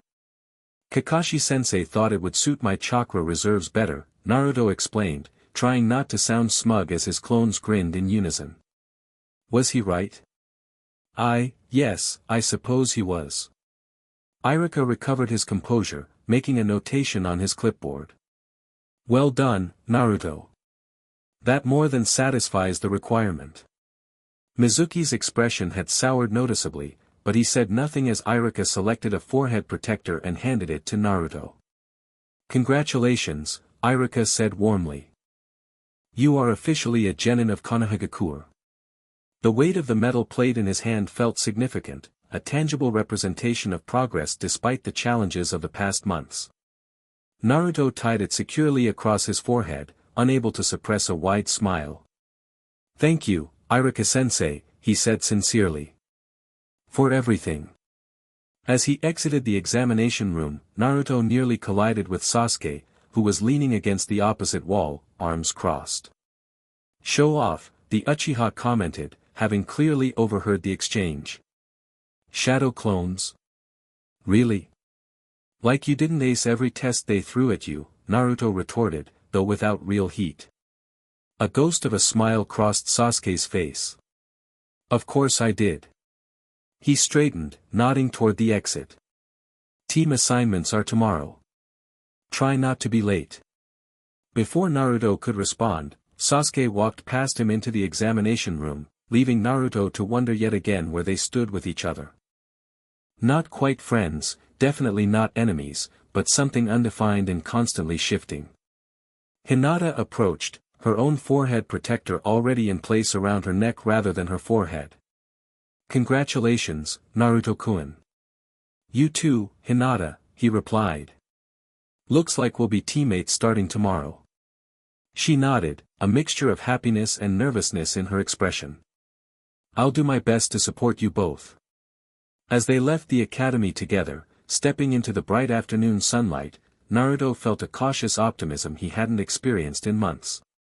Perhaps being part of a team, having a place and purpose beyond his strange awakening, would provide the stability he'd been lacking. That hope lasted precisely until sunset, when a breathless ANBU operative appeared at his door with urgent news. Iruka-sensei had been attacked, and the sacred scroll of sealing had been stolen from the Hokage's vault. The forest north of Konoha was eerily silent as Naruto moved through the trees, following the tracker seal Kakashi had given him. Unlike the standard search parties fanning out from the village, Naruto had specific instructions to locate Iruka's chakra signature and assess the situation without engaging. Those instructions became irrelevant the moment he heard Iruka's pained cry echoing through the darkness. Abandoning caution, Naruto accelerated toward the sound, his enhanced senses guiding him to a small clearing where a grim scene was unfolding. Iruka lay wounded against a tree trunk, blood staining his flak jacket. Standing over him was Mizuki, a massive shuriken in hand and a scroll strapped to his back, undoubtedly the stolen sacred scroll. Should have killed you years ago, Mizuki was saying, his voice twisted with malice. But I'll rectify that mistake now, before delivering this scroll to Lord Orochimaru. Naruto didn't hesitate. Channeling chakra to his legs, he burst from concealment, catching Mizuki by surprise with a flying kick that sent the traitor sprawling. Naruto! Iruka gasped. Get out of here. He's too strong for you. Mizuki recovered quickly, a cruel smile spreading across his face as he registered Naruto's presence. Well. The demon brat himself. How convenient, I can eliminate two problems at once. The only problem here is you, Mizuki-sensei, Naruto replied, positioning himself protectively in front of Iruka. Or should I say, traitor? Mizuki laughed, an unpleasant sound devoid of humor. Brave words from a monster. Tell me, Naruto, has Iruka ever told you why the village hates you? Why they whisper behind your back? Mizuki, don't. Iruka pleaded, struggling to rise despite his injuries. He already knows, Naruto said calmly. About the Nine Tails. The revelation clearly disappointed Mizuki, who had been savoring the opportunity to shatter Naruto's world. So you know you're a demon. But do you know what else you are? A failed experiment. This caught Naruto off guard. What are you talking about? Why do you think you developed those eyes, that would release? It wasn't an accident. Mizuki's smile widened. Orochimaru-sama has had agents watching you for years. The Uchiha Massacre simply activated what was already there. You're lying, Naruto said, though a seed of doubt took root in his mind. The convenient timing of his awakening, the mysterious compatibility with powers that should have been genetically impossible. Am I? Ask yourself why the Hokage keeps you so close, why Kakashi trains you personally. Mizuki readied his giant shuriken. It's because you're valuable property, not a person. A weapon they created. Enough. Iruka shouted. Naruto, don't listen to him. He's trying to manipulate you. Mizuki sneered. Poor Iruka, still believing Konoha's lies. Orochimaru-sama knows the truth, about the experiments, about your parents, about everything they've hidden from you. The mention of his parents struck a nerve. Naruto's control slipped for an instant, his eyes flaring with chakra. What about my parents? Naruto, focus. Iruka warned. He's stalling, waiting for reinforcements. The realization came a moment too late. Naruto sensed the approaching chakra signatures just as three figures dropped from the trees, shinobi wearing soundwave emblems on their forehead protectors. The scroll, Mizuki, one of them demanded. Lord Orochimaru grows impatient. Just securing some additional leverage, Mizuki replied, gesturing toward Naruto. The Jinchuriki has awakened interesting abilities. Orochimaru-sama might want to examine him personally. The sound ninja assessed Naruto with cold calculation. The boy was not part of the mission parameters. But his eyes. The leader tilted his head, interest sharpening. Those are unexpected. Secure him as well. I'm not going anywhere with you, Naruto stated, his stance shifting as he prepared for combat. The crystal necklace beneath his shirt grew warm against his skin, responding to his rising emotions. You misunderstand, the sound leader said, forming hand seals. That wasn't a request. All three sound ninja attacked simultaneously, their coordinated assault demonstrating training far beyond ordinary shinobi.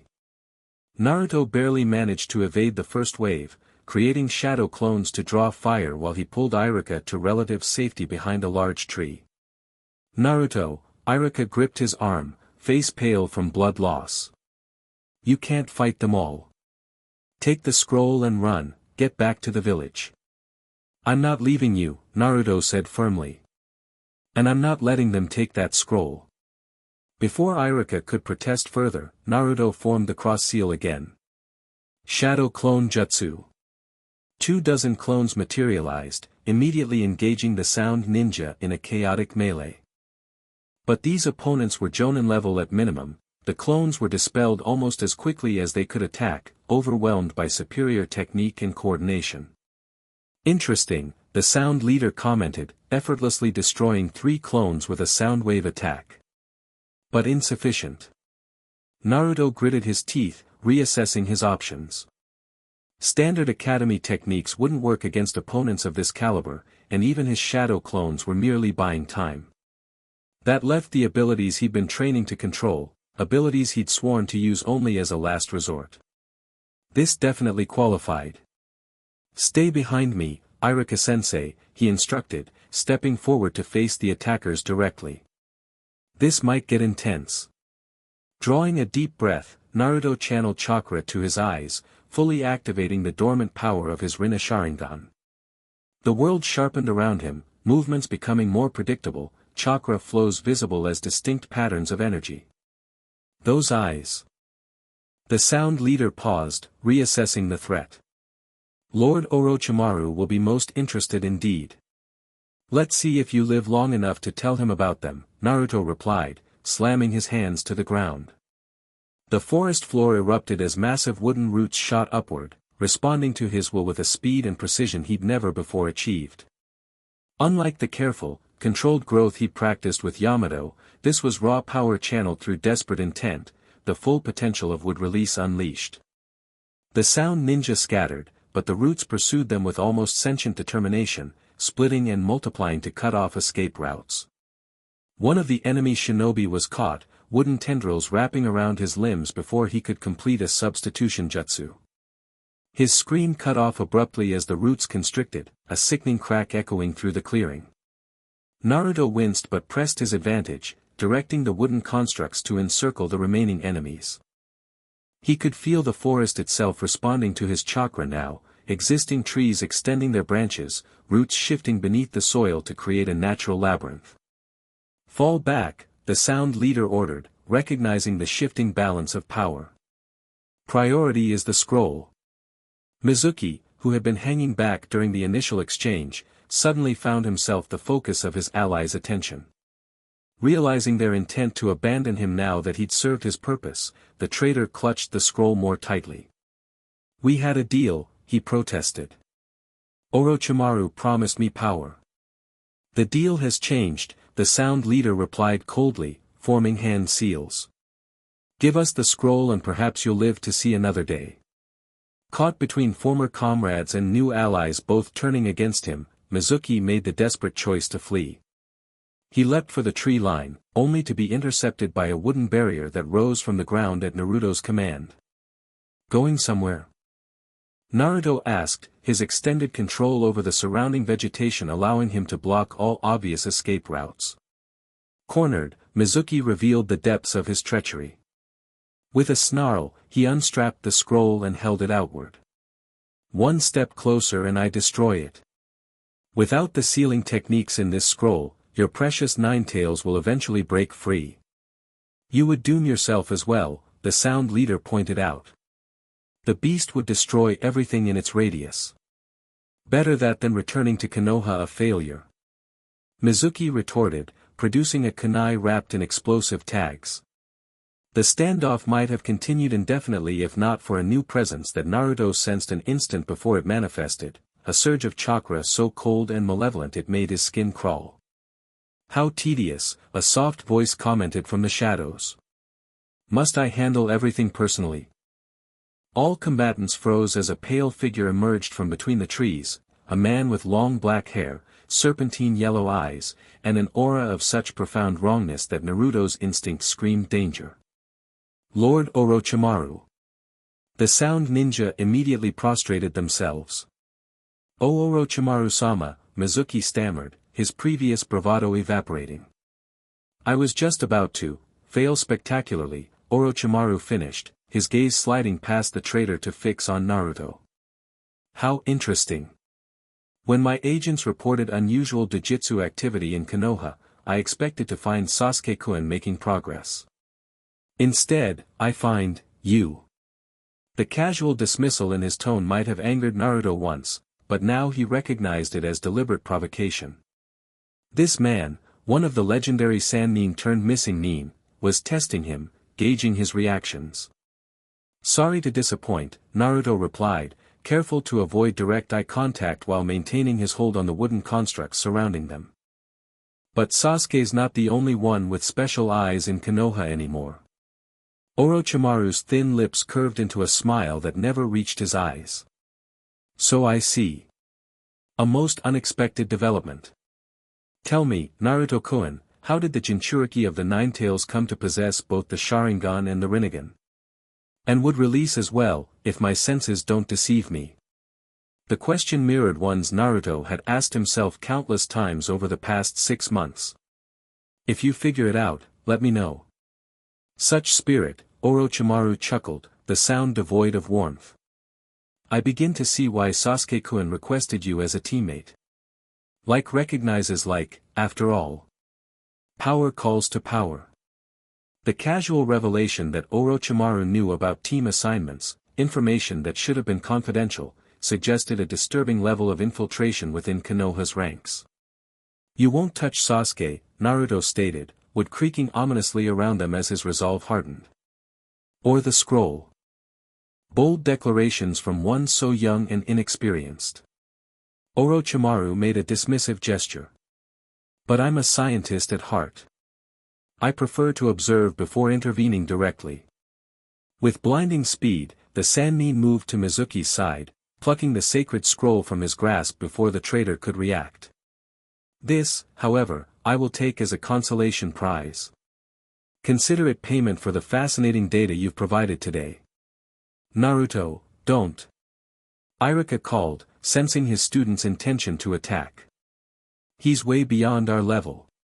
But Naruto was already in motion, wooden projectiles launching from all directions as he attempted to reclaim the scroll. Orochimaru dodged with inhuman fluidity, each movement precisely calculated for maximum efficiency. Impressive control for one so young, the Sannin commented, almost sounding pleased. But still crude, unrefined. You lack the finesse of the first Hokage. I'm just getting started, Naruto growled, forcing more chakra into his techniques. The surrounding forest responded, trees bending inward, roots erupting from deeper soil layers to form a cage around Orochimaru. For a brief, hopeful moment, it seemed the strategy might work, until Orochimaru simply melted, his body dissolving into dozens of white snakes that slithered between the wooden barriers. A commendable effort, the Sannin's voice echoed from everywhere and nowhere. But ultimately futile. Know this, Naruto-kun, I will be watching your development with great interest. Those eyes of yours, they represent possibilities I hadn't considered. The snakes reconstituted into Orochimaru's form several yards away, the sacred scroll securely in his grasp. Until we meet again. Do give my regards to Sasuke-kun.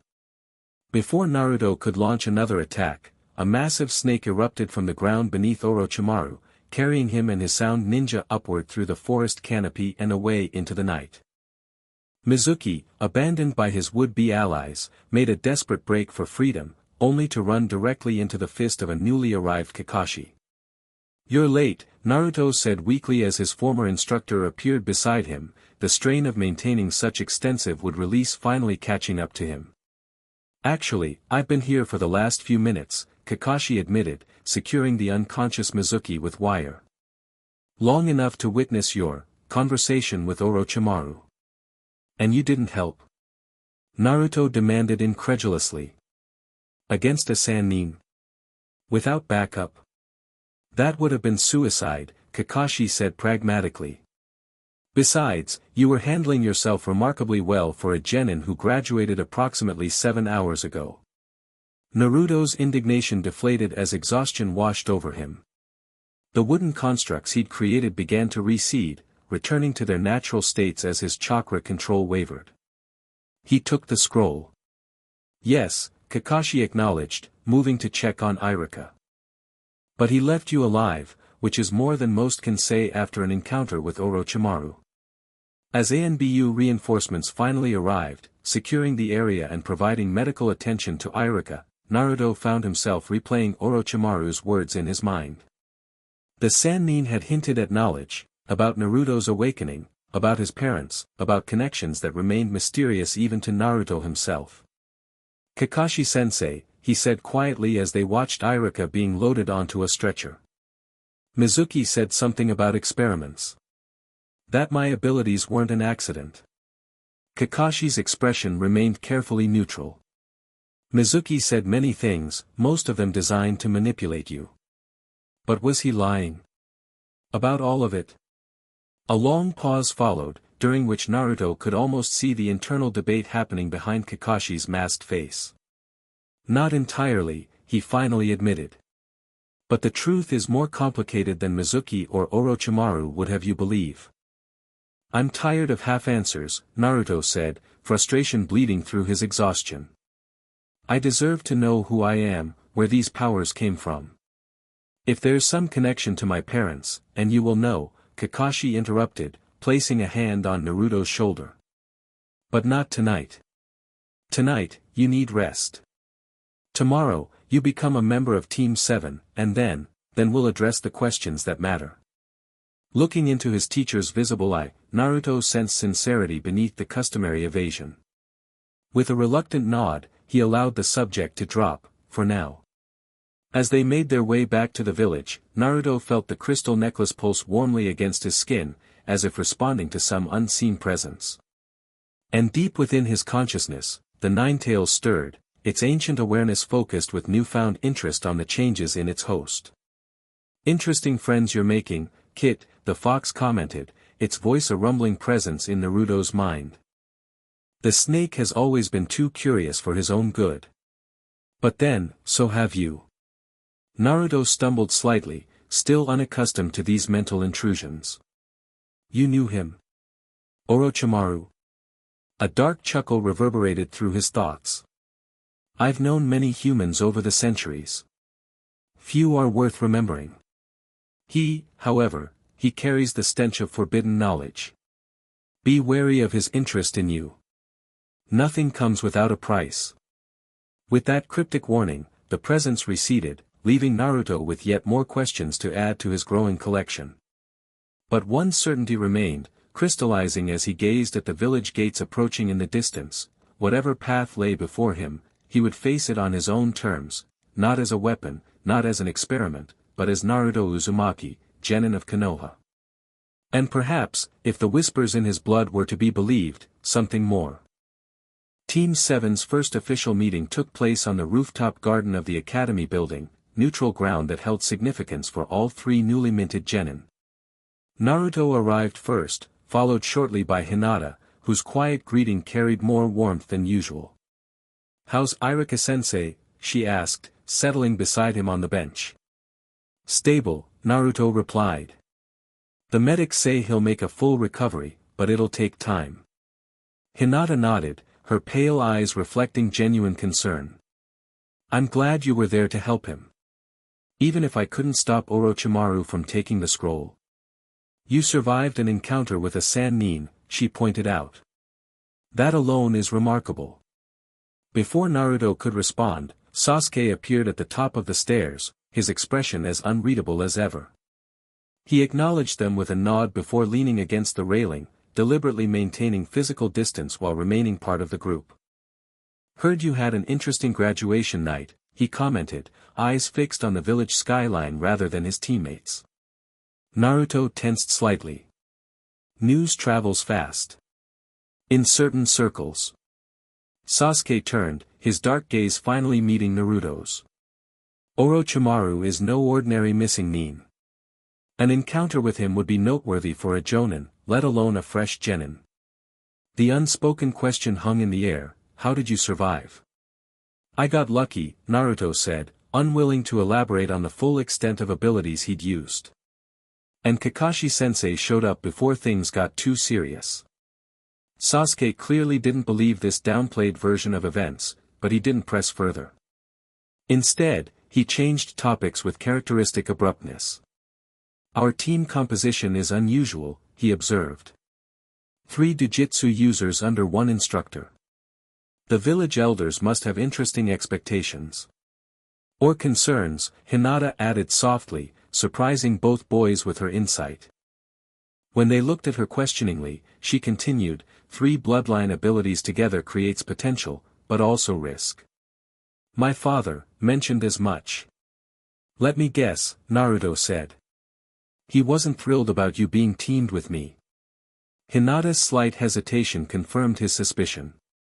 My father has strong opinions about many things, she said diplomatically. But the team assignments are the Hokage's decision. And the Hokage has his reasons, came Kakashi's voice as he appeared in a swirl of leaves, characteristically late. Though perhaps not the ones you're imagining. The Jonin settled on the railing opposite Sasuke, his visible eye sweeping over his new team with calculated assessment. Now then, traditionally this is where we do introductions, share our likes and dislikes, dreams for the future, that sort of thing. But given that I've already been working with Naruto, and you 3 have been classmates for years, perhaps we can skip ahead to the more pertinent details. He produced 3 small scrolls, tossing one to each genin. Your official team charter. Unlike standard genin teams, Team 7 has been formed with specific parameters and expectations. I suggest you read carefully. Naruto unrolled his scroll, scanning the formal language with growing surprise. Rather than the usual D-rank missions that new genin teams were assigned, Team 7 was being fast-tracked for specialized assignments related to reconnaissance, infiltration, and what was euphemistically termed, asset security. This isn't a normal genin team, he realized aloud. No, Kakashi agreed. It isn't. The three of you possess abilities that, properly coordinated, create tactical advantages usually reserved for special jonin units. You'll be trained accordingly. We're being weaponized, Sasuke said bluntly. The Sharingan, the Byakugan, and whatever Naruto has, all under direct Hokage oversight. That's one perspective, Kakashi acknowledged. Another is that you're being given opportunities commensurate with your potential, rather than held back by standard protocols. Hinata, who had been quietly reading her scroll, looked up with unusual determination. The charter mentions internal security concerns. Does that mean we'll be operating within the village as well? At times, yes, Kakashi confirmed. Konoha faces threats both external and internal. Your team is uniquely positioned to address certain, sensitive situations. The implication was clear, Team 7 would be dealing with more than just the usual bandit clearings and escort missions typical of new genin. They would be the Hokage's specialized unit, handling assignments too delicate for regular channels. Danzo, Naruto said, the pieces clicking into place. We're being positioned as a counterbalance to Root. Kakashi's expression revealed nothing, but his silence was answer enough. Sasuke's eyes narrowed thoughtfully. Political maneuvering using genin as pieces. Efficient, if somewhat ruthless. Welcome to the reality of being shinobi, Kakashi said dryly. The question now is whether you accept these parameters, understanding what they entail. Do we have a choice? Naruto asked. There's always a choice, Kakashi replied. You could request reassignment to standard teams, continue normal progression through the ranks. But given your unique circumstances, his gaze lingered briefly on Naruto, some paths offer more protection than others. Protection, Naruto noted, not opportunity. The distinction wasn't lost on him. I'm in, Sasuke declared without hesitation. This arrangement aligns with my goals. Hinata took longer to decide, her fingers tracing the Hyuga clan symbol on her scroll. My father would advise caution, she said slowly. But I believe this team offers the best chance for me to grow beyond clan expectations. I accept.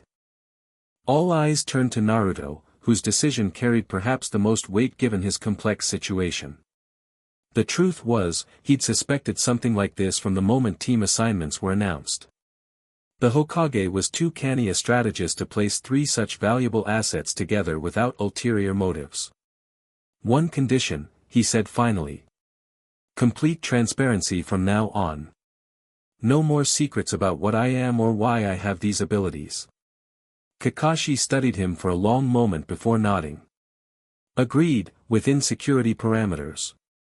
The Hokage has authorized a full briefing on your status as Jinchuriki and what we know about your awakened abilities. When? Naruto pressed. After your first mission, Kakashi replied. Which begins tomorrow. So soon? Hinata asked, surprised. Don't we need to complete the standard training exercises first? Under normal circumstances, yes. But given your specialized charter and the time constraints we're operating under, we'll be conducting assessment and training in the field. Kakashi stood, signaling the meeting's conclusion. Pack for 5 days, terrain adaptive gear. We depart at dawn from the east gate. With that, he disappeared in another swirl of leaves, leaving the three genin to process their unconventional induction into shinobi service. Well, Naruto said after a moment, that was illuminating, Sasuke finished, folding his scroll and tucking it away. Though not entirely unexpected. Hinata looked between them, her natural reticence temporarily overcome by the situation's gravity. Are we ready for this? Being deployed on a real mission immediately. We'll have to be, Naruto replied, trying to project more confidence than he felt. Besides, we've got the best eyes in Konoha between us, right? The weak attempt at humor earned a small smile from Hinata and a dismissive "HN" from Sasuke, but it broke some of the tension. As they left the rooftop together, Naruto found himself studying his teammates with new appreciation for the strange circumstance that had brought them together. Hinata, the Hyuga heiress whose gentle nature concealed a determination few recognized, Sasuke, the last Uchiha, driven by grief and ambition in equal measure, and himself, a Jinchuriki with inexplicable powers even he didn't fully understand. An unlikely trio, yet somehow fitting. "See you at dawn," Sasuke said as they reached the street, turning toward the Uchiha district without waiting for a response. "Naruto-kun," Hinata began hesitantly after Sasuke's departure. "About tomorrow. I wanted to say that I'm glad we're on the same team." The simple statement, delivered with such genuine warmth, caught Naruto by surprise. During his years at the academy, genuine kindness had been rare enough that he still didn't quite know how to respond to it. "Thanks, Hinata," he managed. "Me too." She nodded, seeming satisfied with his response, and turned to leave. But something made Naruto call after her. "Hinata. Your eyes, the Byakugan. Can it see chakra networks, right?" She paused, looking back curiously. "Yes, in great detail." "Why do you ask?" Naruto hesitated, unsure how to frame his request. "Sometime, would you look at mine? My chakra system, I mean. There's something different about it since my awakening, and I'd like to understand it better." Understanding dawned in her pale eyes. "Of course. Whenever you're ready." As she continued homeward, Naruto found himself wondering if he was truly ready for what she might see, the Nine-Tails influence, the strange mutations that allowed him to wield Wood Release and the Rinne-Sharingan. But if Team 7 was to function as the specialized unit the Hokage envisioned, secrets between teammates would only create vulnerabilities. That night, as Naruto packed for their first mission, he found himself drawn to the small plant cutting Kakashi had given him months ago, the one supposedly descended from the first Hokage's personal collection. It had flourished under his care, growing from a simple twig into a robust sapling with vibrant green leaves. On impulse, he carefully transferred it to a travel-suitable container, nestling it among his supplies. A reminder of how far he'd come since that night in the Uchiha district, when blood and trauma had awakened something ancient within him. As dawn approached, bringing with it the beginning of Team 7's journey, Naruto stood before his mirror, studying his reflection. The boy who gazed back had changed in ways both visible and invisible, the strange eyes, the more defined features, the quiet confidence that had gradually replaced his former brashness. "The wheel turns," he murmured, echoing the words from his dreams. The saga continues. And somewhere deep within him, the Nine-Tails watched and waited, its ancient consciousness alert with interest as the pieces of a puzzle older than Konoha itself began moving into place. The mission seemed straightforward enough in briefing: investigate reports of unusual chakra signatures detected along Konoha's northeastern border, determine if they represented a threat, and report findings without engagement. A perfect first assignment for a reconnaissance-focused team with 3 Jujutsu users. Reality, as Team 7 quickly discovered, rarely aligned with mission parameters. "This doesn't match the intel at all," Sasuke observed, crouching beside Naruto on a high ridge overlooking what should have been an abandoned outpost. Instead, they found a bustling encampment of at least 30 individuals, their activities suggesting preparation rather than temporary settlement. "No," Kakashi agreed, joining them after his own reconnaissance circuit. "This is more organized than random border crossers." "Hinata."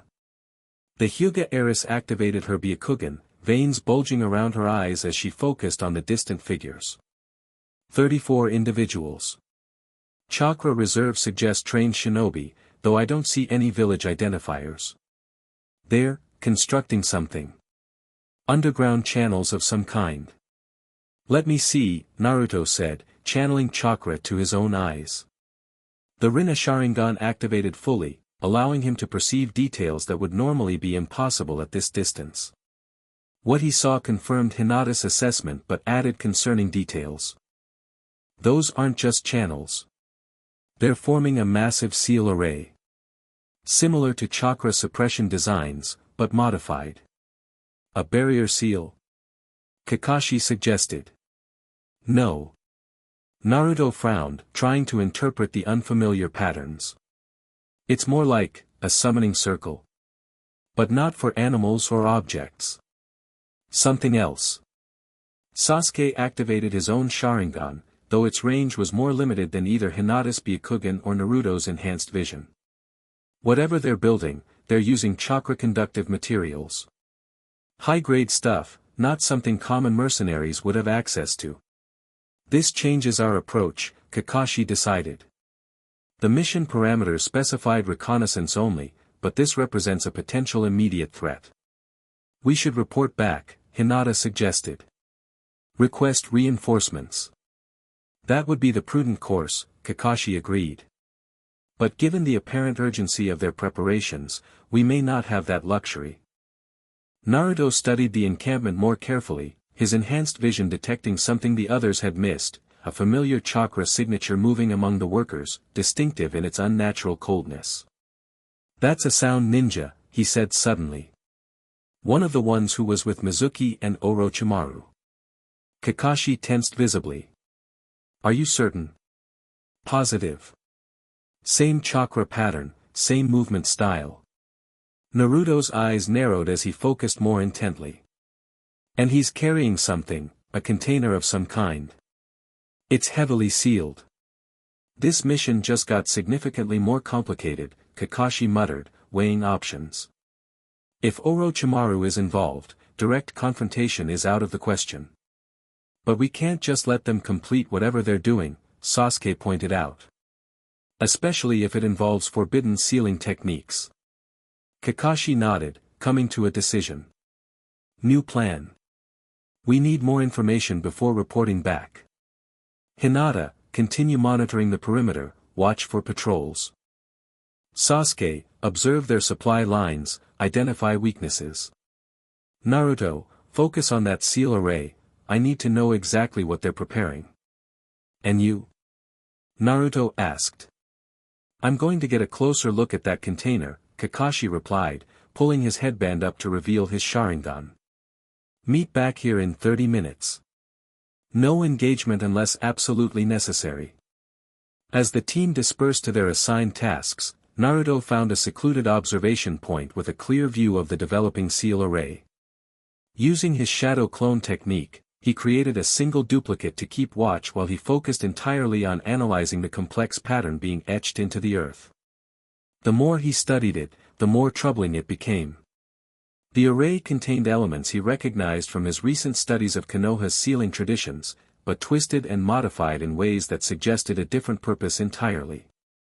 At its center was a space clearly designed to hold something, or someone. A containment seal, he murmured to himself. But for what? The answer came from an unexpected source. As Naruto concentrated on the array, he felt a stirring of recognition from the Ninetales, not words exactly, but a visceral reaction of familiarity tinged with what might have been alarm. They're building a vessel, the fox's voice rumbled in his mind. A temporary host for a fragment of power. I've seen this before, during the Wars of the Sages' time. A host? Like a Jinchuriki? Naruto asked mentally, careful to maintain his external focus. Cruder, but with similar intent. A human sacrifice to temporarily channel divine chakra.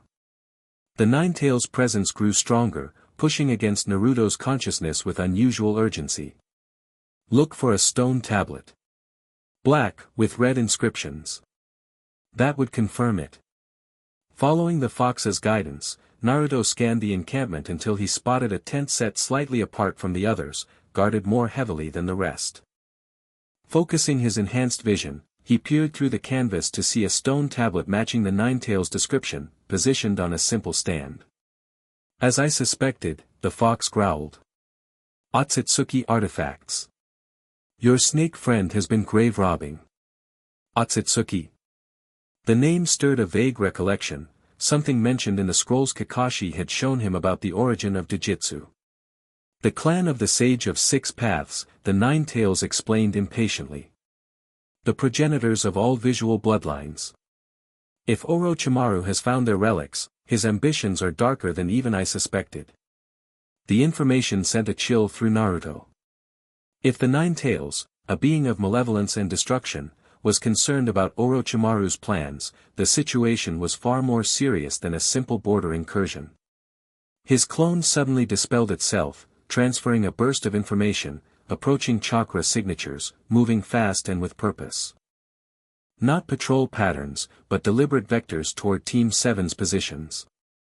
They've detected us, Naruto realized, immediately moving to alert his teammates. He found Sasuke first, the Uchiha already aware of the approaching threat. 7 signatures converging on Kakashi's position, Sasuke reported tersely. 3 more heading for Hinata. And at least 4 coming for us, Naruto added, sensing the approaching chakra. They're coordinating through some kind of seal network, I can see the chakra pulses. Can you disrupt it? Naruto considered the question, mentally reviewing what he'd learned about sealing techniques. Maybe, but it would alert them to our exact position. Too late for stealth, Sasuke decided, drawing a kunai. We need to regroup with the others. Hinata first, she's facing the fewest opponents. They moved swiftly through the forest, using the trees for cover as they approached Hinata's position. They found her already engaged with her pursuers, 3 shinobi wearing strange, ceremonial-looking robes rather than standard tactical gear. Despite her gentle nature, Hinata was holding her own, her gentle fist style keeping the attackers at bay with precise chakra strikes. As Naruto and Sasuke arrived, she disabled one opponent with a well-placed hit to the chakra network controlling his right arm. Their chakra is strange, she reported as her teammates joined the fight. Artificially enhanced somehow. Naruto noticed it immediately upon engaging, these weren't ordinary shinobi. Their movements had an unnatural fluidity, and their chakra burned too bright, as if overcharged. Drug enhancement, maybe? Sasuke suggested, narrowly avoiding a lightning-fast strike from one attacker. Or some kind of seal-based augmentation. Whatever the cause, it made them formidable opponents. Team 7 found themselves pressed despite their numerical equality, forced to rely increasingly on their Jujutsu advantages to maintain parity.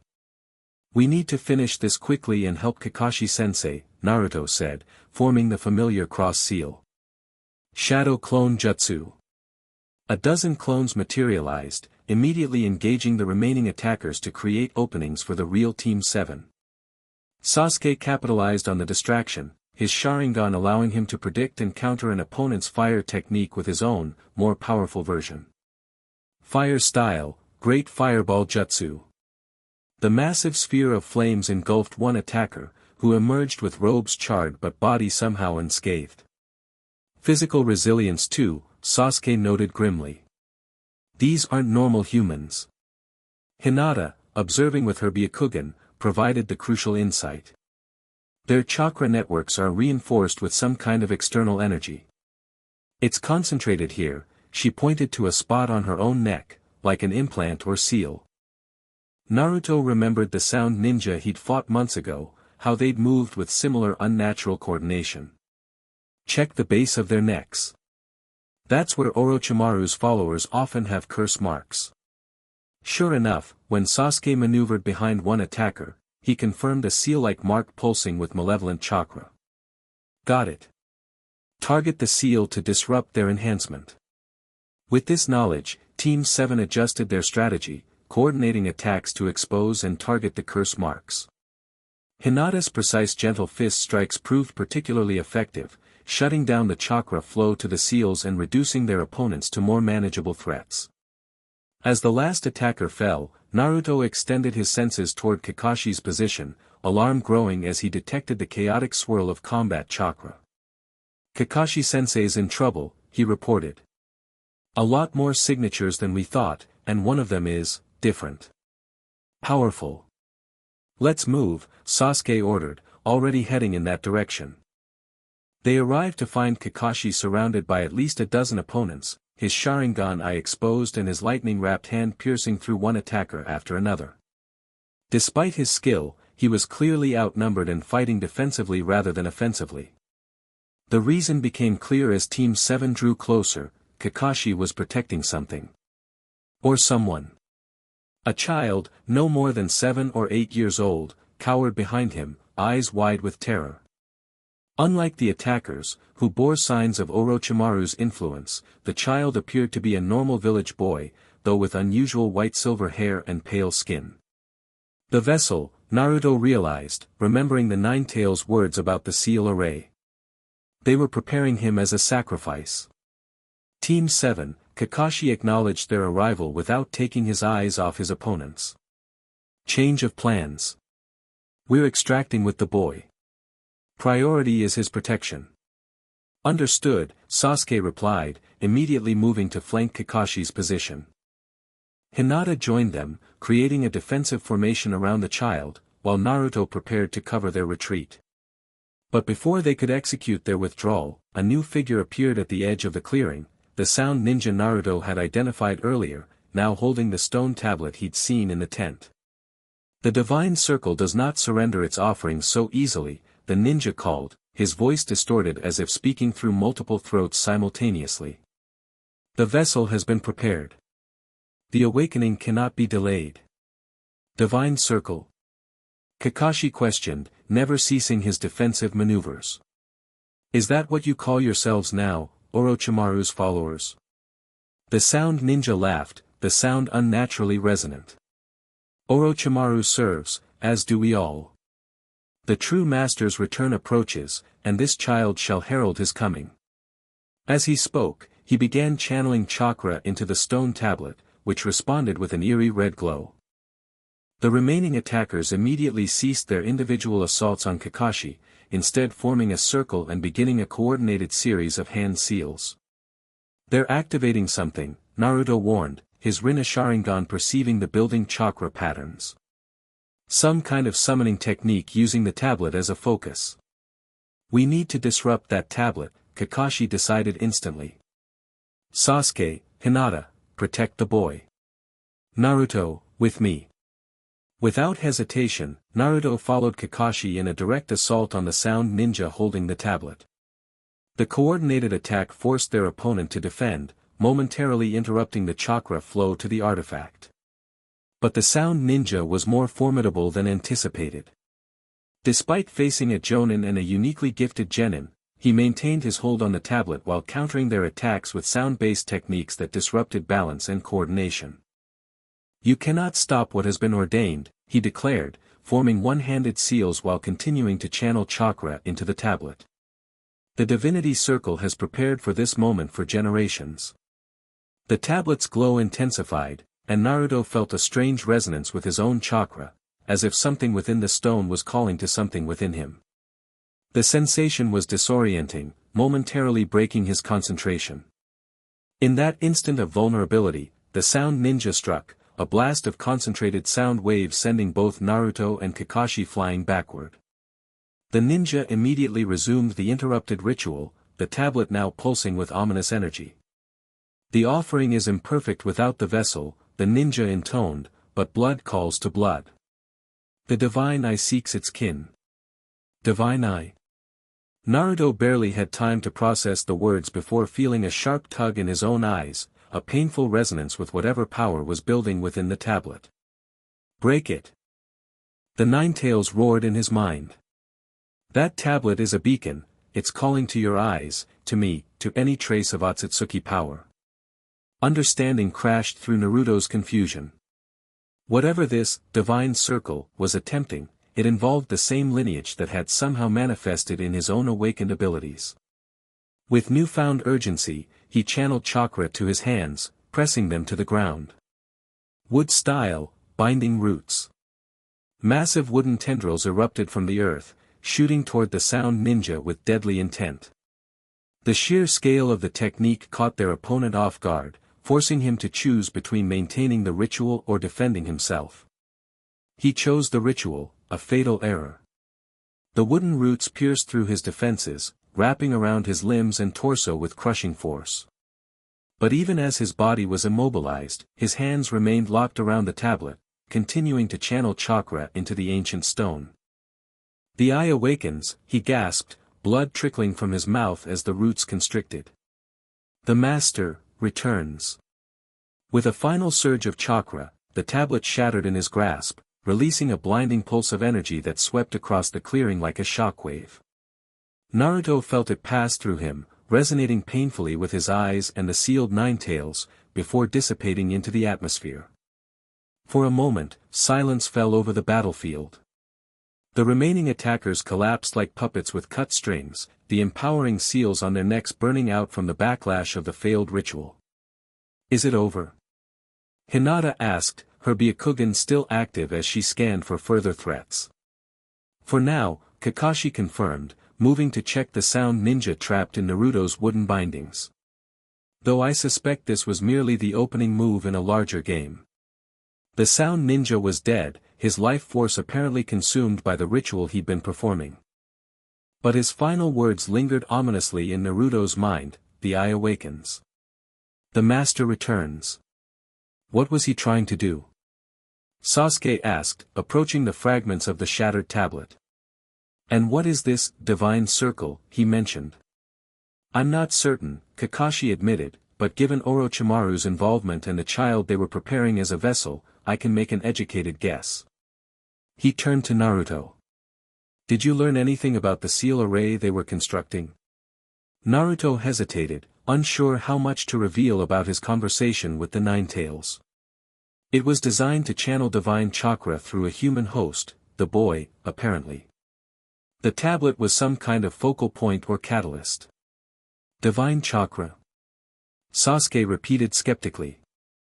Otsutsuki chakra, Naruto clarified, deciding that partial honesty was better than complete evasion. The same lineage that supposedly originated the Sharingan and Rinnegan. Sasuke's eyes narrowed at this information, but before he could question further, the child they'd rescued spoke for the first time, his voice small but clear. They said I was chosen because of my blood, he said, pale eyes, not unlike a Hyuga's, though without the distinctive pupils, fixed on Naruto. That I could help bring back the true God. What's your name? Hinata asked gently, kneeling beside the boy. Shin, he replied. They took me from my village 3 moons ago. Said I was special. Do you know why they thought you were special, Shin? Kakashi inquired, his tone carefully neutral. The boy nodded solemnly. Because of my eyes. They change color sometimes, when I'm scared.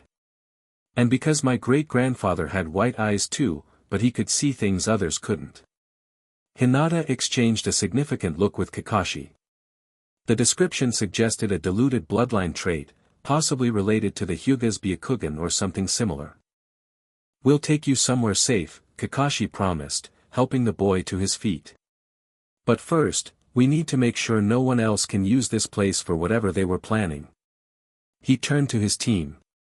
Sasuke, gather any documents or scrolls you can find in their camp. Hinata, use your Byakugan to identify any hidden caches or sealed containers. Naruto. I'll destroy the seal array, Naruto anticipated, already forming the necessary hand seals. Wood style should be able to disrupt the ground patterns completely. As Team 7 executed their tasks, Naruto focused on the elaborate seal carved into the earth, using his wood release to systematically uproot and rearrange the soil until the pattern was irrevocably broken. As he worked, he became aware of the Nine Tails' continued agitation, an unusual state for the typically contemptuous or indifferent entity. You know something about all this, don't you? He questioned internally. About this divine circle and what they're trying to accomplish. For a long moment, the fox remained silent. When it finally responded, its tone was uncharacteristically solemn. They seek to resurrect an Otsutsuki, likely Kaguya herself, given the ritual components. The tablet was a communication artifact, designed to resonate with any traces of her chakra across dimensions. And it resonated with me, Naruto realized. Because of my eyes. Because of what gave you those eyes, the Nine Tails corrected. The same power that flows in my chakra, in all-tailed beasts. We were born from the 10 tails, which was itself born from Kaguya. The revelation stunned Naruto. He'd known the 9 tails was ancient, but this connection to the progenitor of all Dojutsu was unexpected. Is that why I awakened these abilities? Because of you? Perhaps partially, the fox admitted.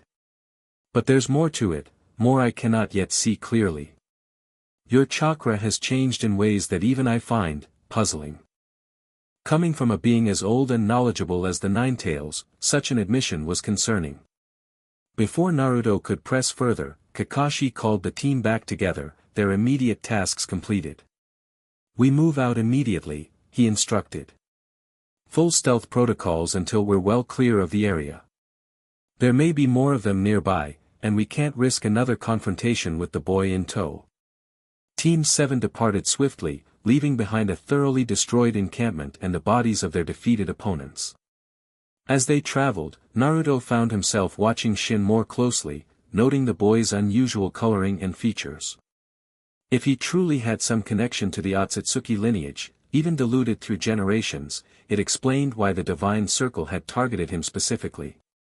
It also raised uncomfortable questions about Naruto's own connection to that ancient bloodline, questions that grew more pressing with each new revelation. By nightfall, they had put significant distance between themselves and the ritual site, establishing a secure camp in a defensible ravine. While Kakashi set protective seals around their perimeter, the genin took turns watching over Shin, who had fallen into an exhausted sleep shortly after their departure. During Naruto's watch, Hinata approached quietly, activating her Byakugan to scan the surrounding area before speaking. Naruto-kun, she began hesitantly. About your request earlier, to examine your chakra network. Now, he asked, surprised by the timing. She nodded. I've been observing it periodically during our mission. Your chakra responds differently to stress and combat than most people's. I thought you should know what I've seen. Naruto glanced at the sleeping Shin, then at Sasuke, who was presumably resting but had tensed slightly at their conversation. All right. What did you notice? Hinata knelt beside him, her Byakugan fully activated. You have 2 distinct chakra systems overlaid on each other. One is normal, if unusually large. The other is denser, darker, concentrated around your stomach but extending throughout your body in a secondary network. The 9 tails, Sasuke commented quietly, apparently abandoning any pretense of sleep. That would be the seal, correct? Naruto nodded, not surprised that Sasuke had deduced this much. What else, Hinata? There's a third pattern emerging, she continued, her brow furrowed in concentration. It's neither your natural chakra nor the 9 tails. It's newer, still developing. It concentrates in your eyes and hands, and it seems to be creating connections between your original chakra system and the 9 tails chakra. Bridges, Naruto murmured, the description resonating with his own internal experiences. It's creating bridges between the separate systems. Yes, exactly, Hinata confirmed, looking impressed by his understanding. And there's something else.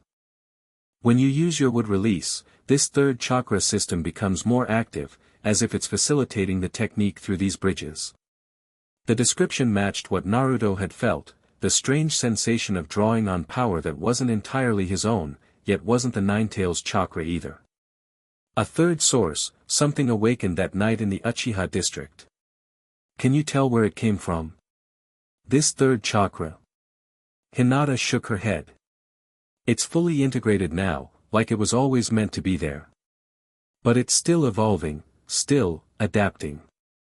Like a bloodline awakening, Sasuke suggested, now sitting up and watching the conversation intently. Similar to how the Sharingan develops over time with use and emotional catalysts. The parallel was apt, Naruto had to admit. His eyes had indeed evolved over the past months, the pattern changing and stabilizing with each significant emotional or chakra event. That's consistent with what I've observed, Kakashi commented, returning from his perimeter check. Naruto's abilities show developmental patterns similar to both Uchiha and Senju bloodlines, but with unique characteristics. But I'm not from either clan, Naruto pointed out, frustration edging his voice. At least, no one's ever told me I was. A weighted silence followed this statement, broken only when Shin stirred in his sleep, murmuring something about eyes in the dark. Kakashi moved to check on the boy, effectively ending the discussion for the moment. But Naruto caught Sasuke watching him with newfound intensity, the Uchiha's dark eyes calculating as they had been when they first discussed team assignments. Whatever theories Sasuke was developing about Naruto's abilities, he was keeping them to himself for now. As the night deepened around their camp, Naruto took his turn at perimeter watch, his enhanced senses stretched to their limits as he monitored the surrounding forest. In the quiet darkness, he found his thoughts returning to the Sound Ninja's final words and the Nine-Tails' reluctant explanations. If his eyes and Wood Release were somehow connected to the ancient Otsutsuki lineage, and if this divine circle was actively seeking to resurrect one of that clan, then his awakening might not have been the random accident he'd been led to believe. The timing, coinciding with the Uchiha Massacre, seemed too convenient in retrospect. The wheel turns, he murmured to himself, echoing the words he'd heard in his vision. The sage's blood awakens. And somewhere in the darkness beyond their camp, beyond the range of even his enhanced perception, Naruto sensed he was being watched, not by physical eyes, but by something older and more patient, its attention fixed on the unexpected piece that had suddenly appeared on an ancient game board. Chapter 3, Divine Convergence. The journey back to Konoha took longer than anticipated. With Shin in tow and the constant threat of pursuit, Team 7 maintained a cautious pace, taking indirect routes and changing direction frequently to throw off potential trackers. Despite these precautions, Naruto couldn't shake the feeling of being watched, a persistent sensation that followed them like a shadow. You sense it too? Sasuke asked on their fourth night, voice low as they shared watch duty while Kakashi, Hinata, and Shin slept. Naruto nodded, gazing into the darkness beyond their small camp. Since we left the ritual site. Not chakra signatures exactly, more like awareness. Something tracking us without actually being present. HN. A sensor type, perhaps. Or a more sophisticated tracking technique. Sasuke idly rotated a kunai between his fingers, the small motion betraying his tension. Whatever this divine circle is, they're better organized than typical cultists. The Nine-Tails called them grave robbers, Naruto admitted, deciding transparency with his teammates was worth the risk of revealing his communication with the fox. Said they were collecting Otsutsuki artifacts. Sasuke's eyes sharpened with interest. You can speak with it? The Nine-Tails? More recently, yeah. Mostly when I'm using these eyes or Wood Release. Naruto gestured vaguely toward his face. It knows things, ancient things. Said the tablet they were using was designed to communicate across dimensions. Dimensions? Sasuke repeated skeptically. I know how it sounds. Naruto stared up at the stars, wondering if other worlds truly existed beyond their own. But what if there's more out there? What if the Otsutsuki came from somewhere else originally? The idea hung between them, too vast to properly contemplate. After a moment, Sasuke changed direction. What does it say about your eyes? About why an Uzumaki suddenly manifested Uchiha and Senju traits? The question had become a familiar point of tension between them, Sasuke's persistent belief that Naruto had somehow appropriated or stolen Uchiha power, despite having no control over his awakening. It doesn't know for sure, Naruto replied honestly. Or if it does, it's not telling me everything. Sasuke studied him for a long moment, the moonlight casting his features in sharp relief. When we get back to Konoha, I want to spar. Full abilities, no holding back. The request surprised Naruto. Why? Because I need to understand what I'm dealing with. Sasuke's expression hardened slightly. Both as your teammate and as the last Uchiha. The implication was clear, Sasuke wanted to test his own evolving Sharingan against Naruto's mysterious Jujutsu, to measure himself against whatever power had awakened in his teammate. Perhaps also to determine if Naruto represented a threat or an ally to his long-term goals. Alright, Naruto agreed after consideration. But not as enemies. As rivals maybe, but not enemies. Sasuke's mouth quirked in what might have been the ghost of a smile. Fair enough. The conversation lapsed into companionable silence, both boys watching the darkness beyond their camp. Naruto found himself reflecting on how much had changed since the academy, how his relationship with Sasuke had evolved from antagonistic competition to something more complex and tentatively respectful. Do you ever wonder, Naruto asked suddenly, if all of this was supposed to happen? The massacre, my awakening, us ending up on the same team, like it was all predetermined somehow. Sasuke's expression darkened at the mention of the massacre, but he didn't immediately dismiss the question. I don't believe in fate, he said finally. That would mean Itachi was destined to. He trailed off, unable or unwilling to complete the thought. Yeah, Naruto nodded, understanding. I guess I don't either. But sometimes it feels like we're walking paths that were laid out long before we were born. Then we'll just have to forge our own, Sasuke replied with sudden intensity. Whatever power awakened in you, whatever my brother took from me, they don't control our futures unless we let them. The declaration, coming from the typically reserved Uchiha, struck Naruto deeply.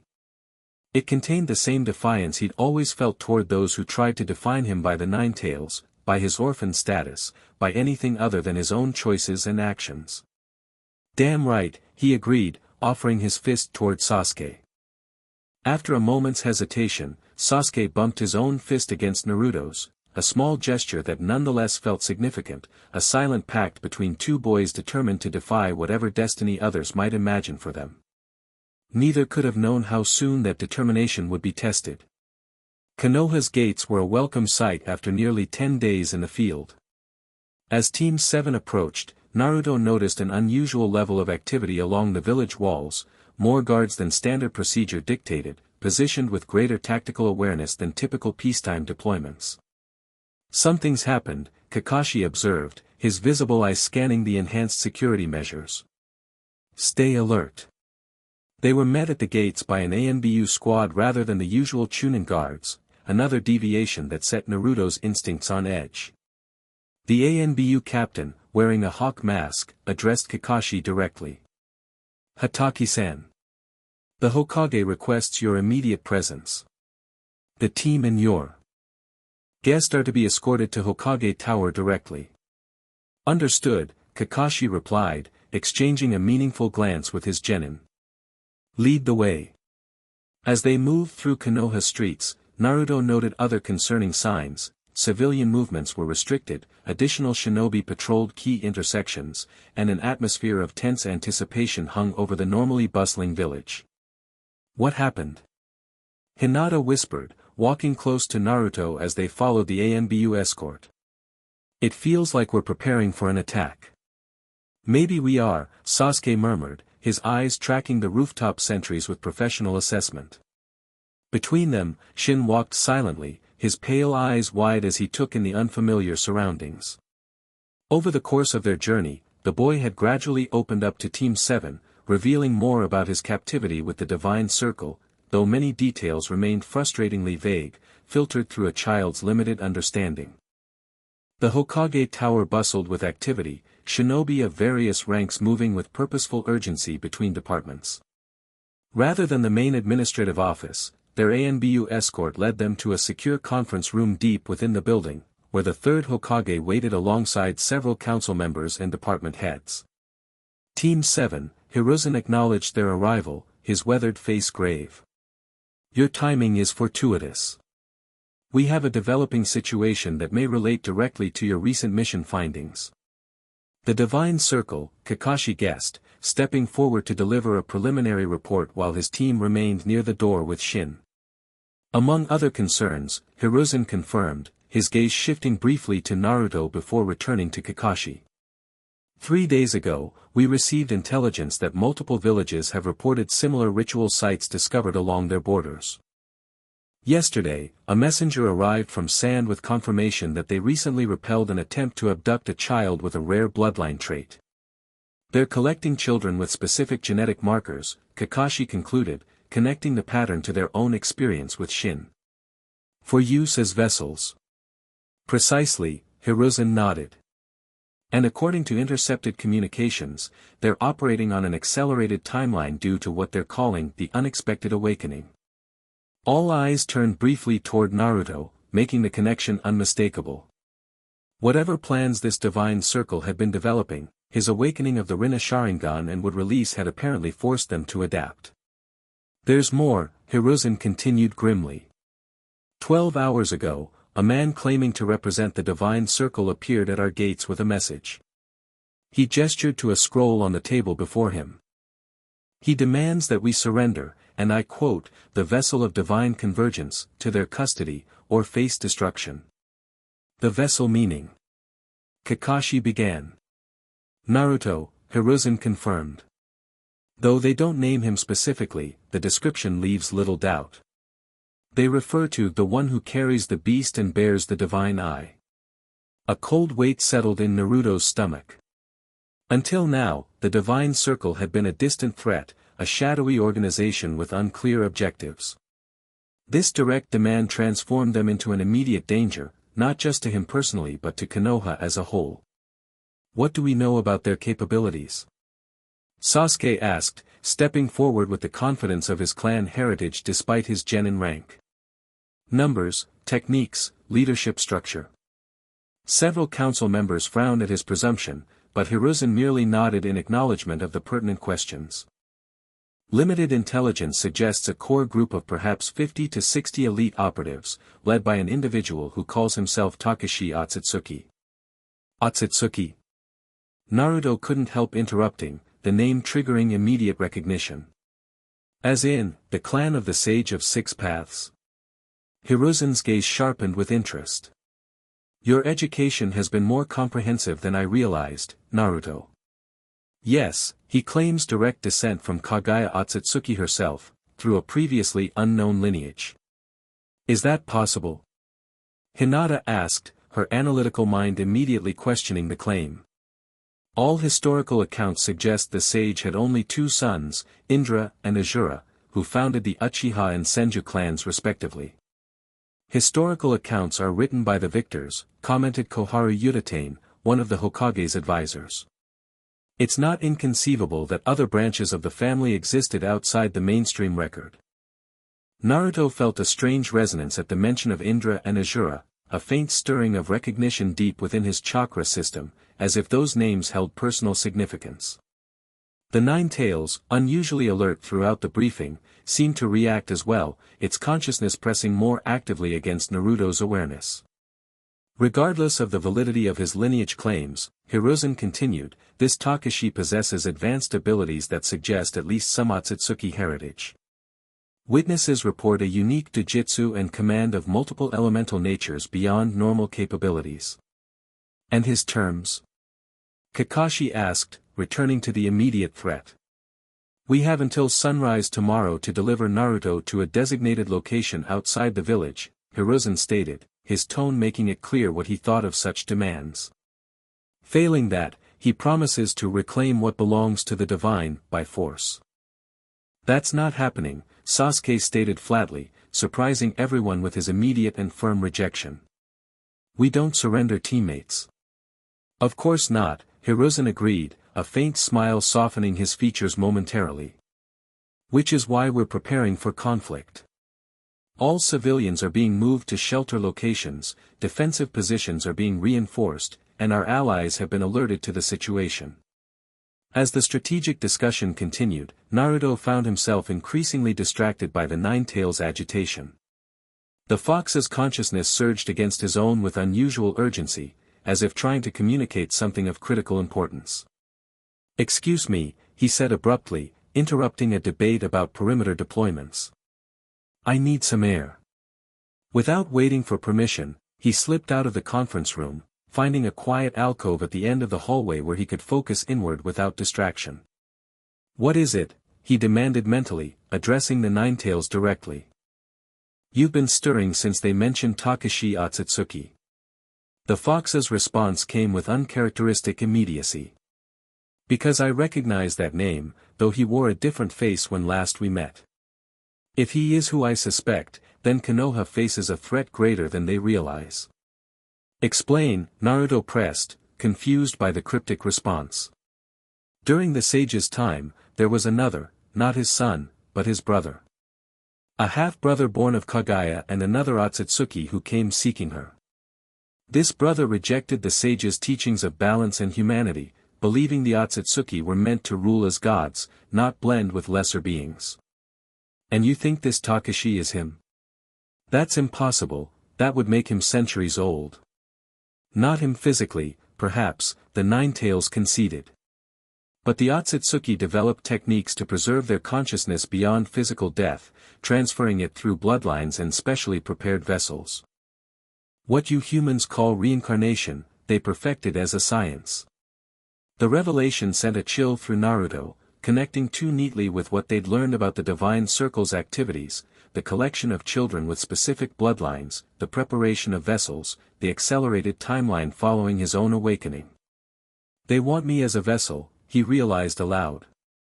Not just for my eyes or the Nine-Tails, but because I have. Because you carry fragments of Asura's chakra, the fox confirmed grimly.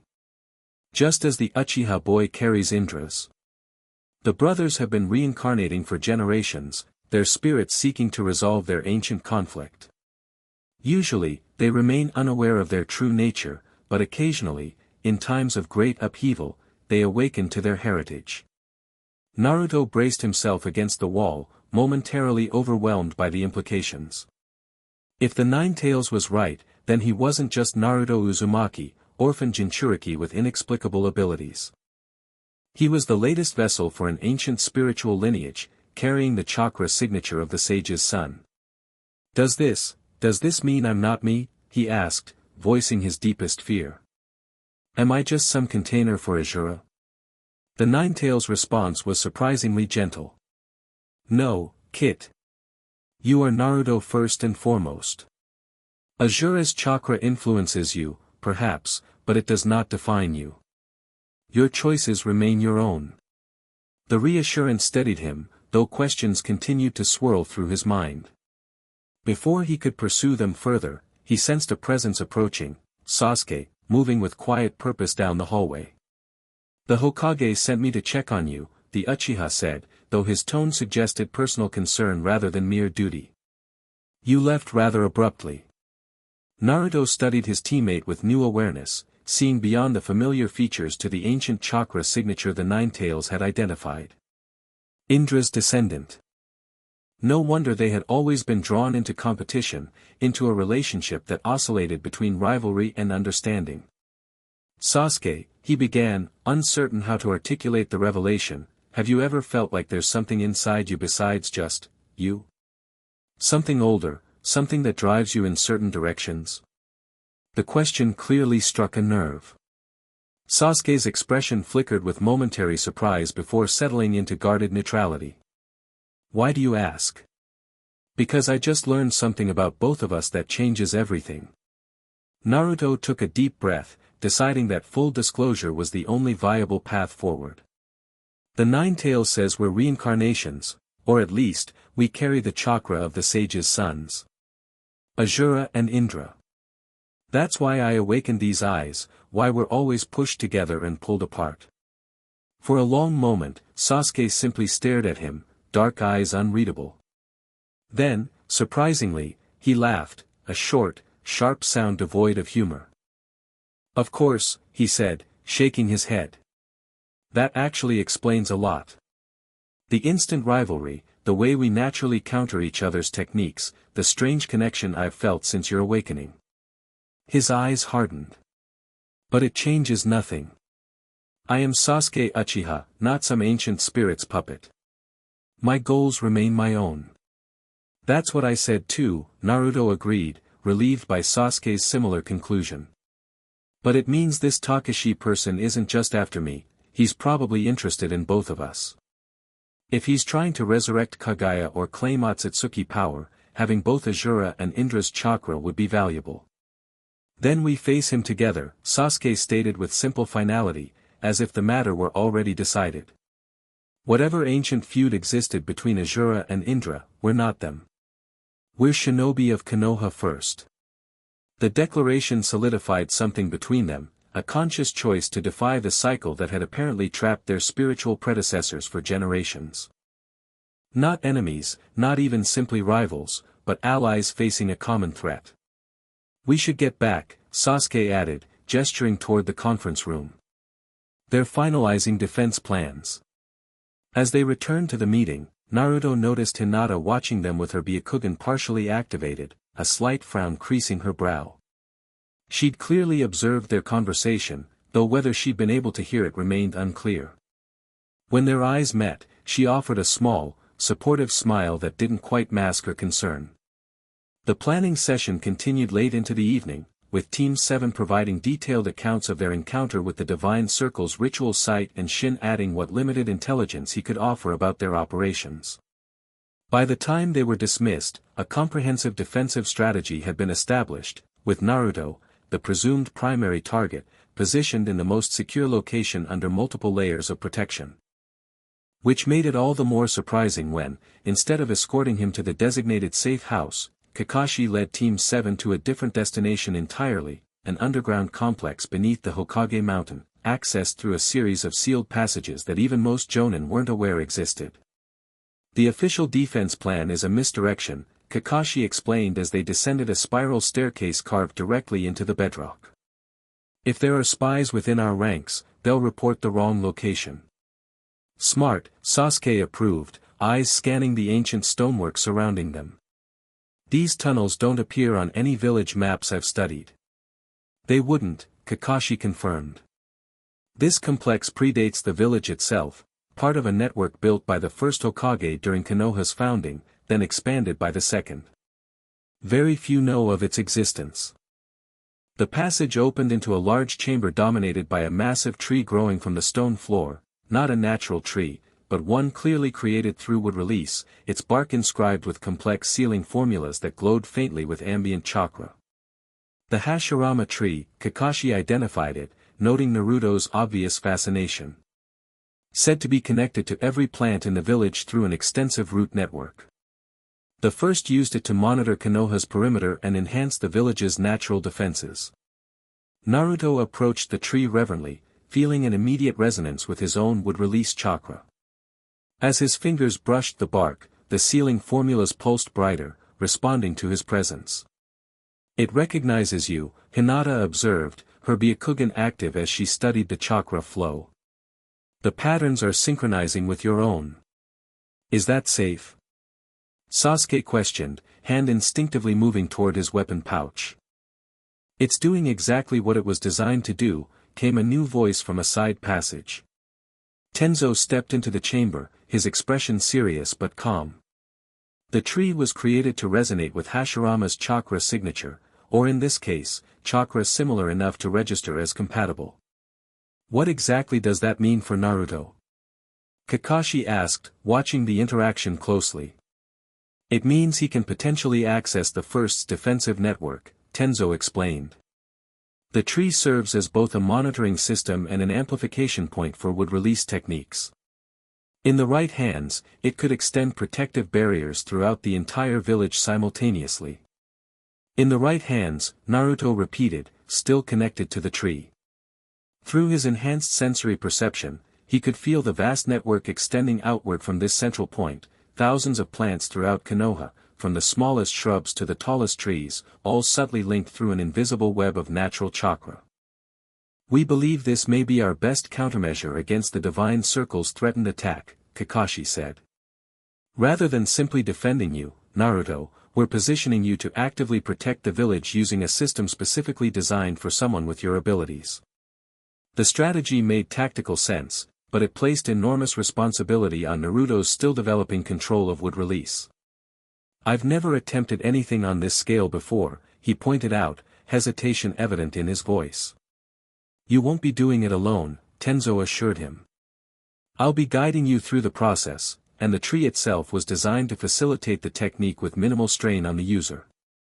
As they discussed the specifics of the defensive plan, Hinata moved quietly to Naruto's side, her voice low enough that only he could hear. Are you all right with this? She asked, genuine concern evident in her pale eyes. It seems like a lot to place on your shoulders. The simple question, focused on his well-being rather than the tactical advantages of the plan, caught Naruto off guard. Throughout his life, few people had ever prioritized his feelings over his utility, particularly in military matters. I have to be, he replied honestly. If this Kakashi really is after me specifically, then I need to be part of the solution, not just something to protect. Hinata nodded, understanding in her expression. Just remember that you're not alone in this. Whatever happens tomorrow, Team 7 faces it together. The affirmation bolstered his resolve, reminding him that regardless of ancient chakra inheritances or mysterious awakenings, he now had something he'd always lacked before, people who saw him as Naruto first, Vessel second. As Team 7 settled into the underground complex to rest before the coming confrontation, Naruto found sleep elusive. The Hashirama tree pulsed with gentle rhythms that called to his chakra, inviting connection, promising power if properly harnessed. Equally distracting was the Ninetales' continued agitation, the ancient entity clearly troubled by the impending clash with Kakashi Otsutsuki. You're worried, Naruto observed internally, addressing the fox directly. I didn't think anything scared you. Fear is for prey, the Ninetales replied with typical arrogance, though something in its tone rang hollow. I merely recognize the potential complications of tomorrow's encounter. Such as? A long pause followed, the fox seemingly weighing how much to reveal. The Otsutsuki possess techniques that can extract and manipulate tailed beasts. If this Kakashi truly carries the legacy of Kagaya's lineage, he may seek not only your eyes and Azura's chakra, but my power as well. The admission explained the Ninetales' unusual cooperation, self-preservation aligned their interests more directly than ever before. So we're on the same side for once. Don't sound so surprised, Kit. My existence within you is far preferable to being harvested by an Otsutsuki. They view beings like me as mere batteries for their techniques, sources of chakra to be drained and discarded. The description stirred something in Naruto's memory, his earliest interaction with the fox, when it had called him a jailer and demanded freedom. Isn't that how I treat you too? As a power source locked away inside me? The question seemed to catch the Ninetales off guard, silence stretching between them before it finally responded. You've never attempted to drain my chakra completely.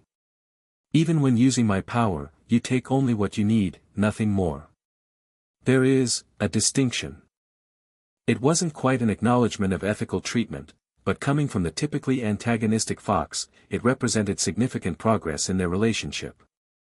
If we survive tomorrow, maybe we should talk about a more cooperative arrangement. Something better than jailer and prisoner. Another lengthy pause followed. Perhaps. But first, we must survive what comes with the dawn. With that sobering reminder, their conversation lapsed into silence. Naruto eventually drifted into an uneasy sleep, his dreams filled with ancient battles and eyes that shifted between patterns like kaleidoscopes turning in the light. Dawn broke over Konoha with deceptive serenity, clear skies, gentle breezes, birds singing in the trees as if unaware of the tension gripping the village below. From his position within the Hashirama tree chamber, Naruto monitored the perimeter through his connection to the vast plant network, sensing rather than seeing the defensive preparations taking place throughout Konoha. Anything? Sasuke asked, standing ready nearby, his chakra simmering just below the surface, prepared for immediate action. Nothing yet, Naruto replied, eyes closed as he maintained his focus on the sensory input from countless plants. Wait, there's movement at the north perimeter. Something's disrupting the natural chakra flow. Tenzo, positioned at a communication seal array, immediately relayed this intelligence to the command center established in the Hokage Tower. Northern approach confirmed. All units on alert. Numbers? Kakashi questioned, preparing to move out with the response team. Naruto frowned in concentration, pushing his awareness further through the network. Hard to tell. They're masking their presence somehow, disrupting the natural energy rather than moving through it normally. But it feels substantial. At least several dozen, maybe more. Consistent with our intelligence estimates, Kakashi nodded. Hinata, can you confirm with your Byakugan? The Hyuga heiress activated her Dojutsu, extending its range to its maximum capacity. I see them, 47 individuals approaching in formation. Their chakra signatures are unusual, similar to those we encountered at the ritual site, but more refined. And at the center. She paused, concentrating harder. There's someone with a chakra system unlike anything I've ever seen. It's massive, but contained within a perfectly controlled framework. Takashi, Naruto stated with certainty, the Nine-Tails' agitation spiking at the confirmation. Most likely, Kakashi agreed. Alright, we proceed as planned. Sasuke, you're with me in the forward response team. Hinata, you'll coordinate between the sensor division and our position here. Naruto, maintain your connection to the tree and prepare to activate the village-wide barrier on my signal. As the team moved to their assigned positions, Tenzo approached Naruto, his expression serious. Remember what we practiced.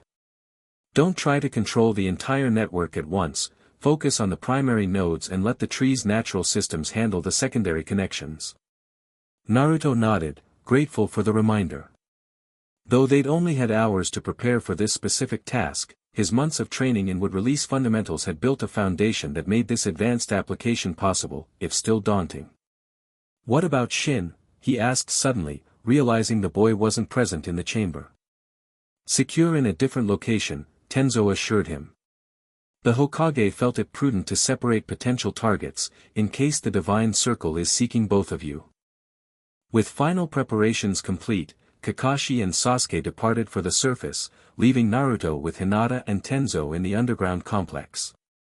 Through his sensory connection to Konoha's plant life, Naruto tracked their progress through the village, feeling the gathering tension as defensive forces moved into position against the approaching threat.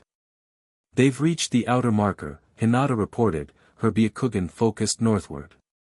They've stopped just beyond the tree line, not advancing further. A parley, perhaps, Tenzo suggested. Or they're assessing our defenses before committing to an attack. The answer came minutes later, relayed through the communication seal. A single figure had approached the village gates, requesting an audience with Konoha's leadership regarding their earlier ultimatum. The Hokage had agreed to meet at a neutral point just inside the village boundary, accompanied by select jonin. Through the complex's monitoring seals, they observed the encounter, Hiruzen Sarutobi, flanked by elite shinobi including Kakashi, facing a tall, pale-skinned man with striking features. Even through the seal's limited visual clarity, there was something unmistakably otherworldly about Takashi Otsutsuki, an ethereal quality that set him apart from normal humans. I appreciate your willingness to discuss terms, Hokage-sama.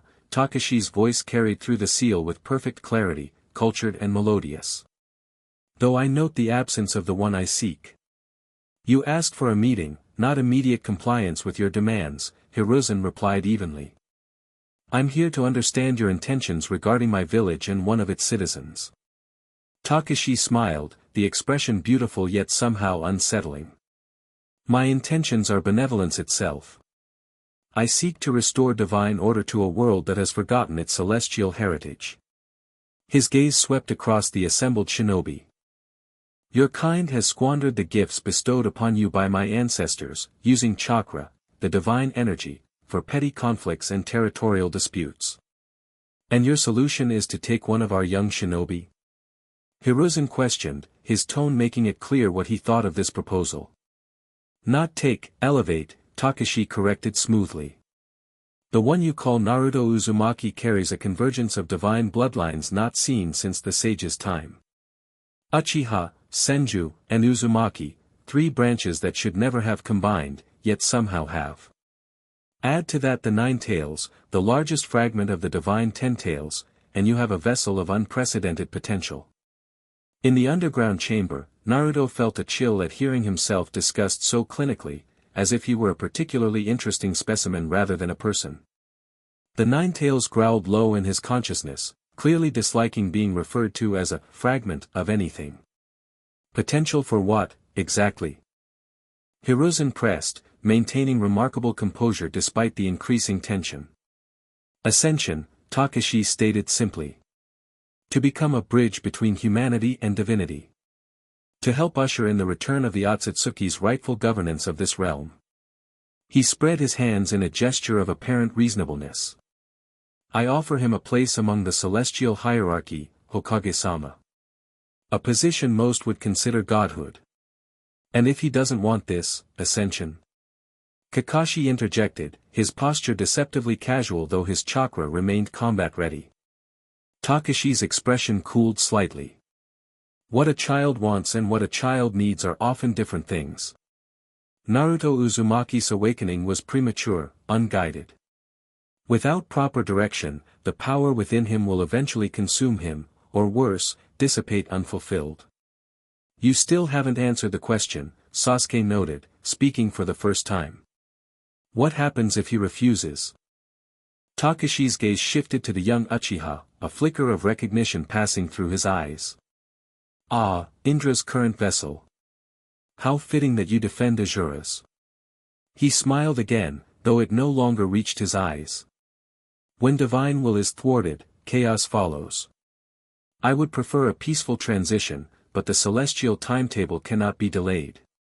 One way or another, the convergence will occur. That sounds remarkably like a threat, Hiruzen observed, his own chakra flaring slightly in warning. Merely a statement of natural law, Takashi replied smoothly. Now, shall we dispense with this charade? I know the boy is watching through Hashirama's network. I can feel his chakra resonating with every plant in this village. In the underground chamber, Naruto stiffened in surprise. He'd been careful to maintain a passive connection, only observing rather than actively manipulating the plant network. His sensory abilities are extraordinary, Tenzo murmured, clearly unsettled by this development. He shouldn't be able to detect your presence through the natural energy field unless he's intimately familiar with how it works, Naruto finished, a cold realization dawning. He's connected to the same source somehow. Through the monitoring seal, Takashi continued addressing the Hokage while looking directly at a nearby tree, as if he could see through it to Naruto himself. I offer one final opportunity for a peaceful resolution. Bring the boy to the Hashirama tree at the heart of your village. Yes, I know of its existence, and I will ensure Konoha remains unharmed in the coming transition. And if we refuse? Hiruzen asked, though the answer seemed grimly obvious. Takashi's response was to raise one hand toward the sky, his eyes shifting to reveal a pattern Naruto recognized with shock, a Rinne-Sharingan, similar to his own but more evolved, with additional tomo arranged in a complex configuration. Then I demonstrate why the Otsutsuki were once worshipped as gods, Takashi stated, chakra visibly gathering around him in swirling patterns of light. Defensive positions. Hiruzen barked, recognizing the imminent threat. But Takashi's attack wasn't directed at the assembled shinobi. Instead, his raised hand completed a seal, and from the sky above Konoha, reality itself seemed to ripple and tear. A circular distortion appeared in the air, expanding rapidly to reveal what appeared to be a portal into another dimension, one filled with ominous red light. Behold the first gift of the divine circle, Takashi announced as objects began falling from the portal, weapons unlike any seen in the 5 great nations, constructed of materials that gleamed with unnatural luster and inscribed with sealing formulas that pulsed with malevolent purpose.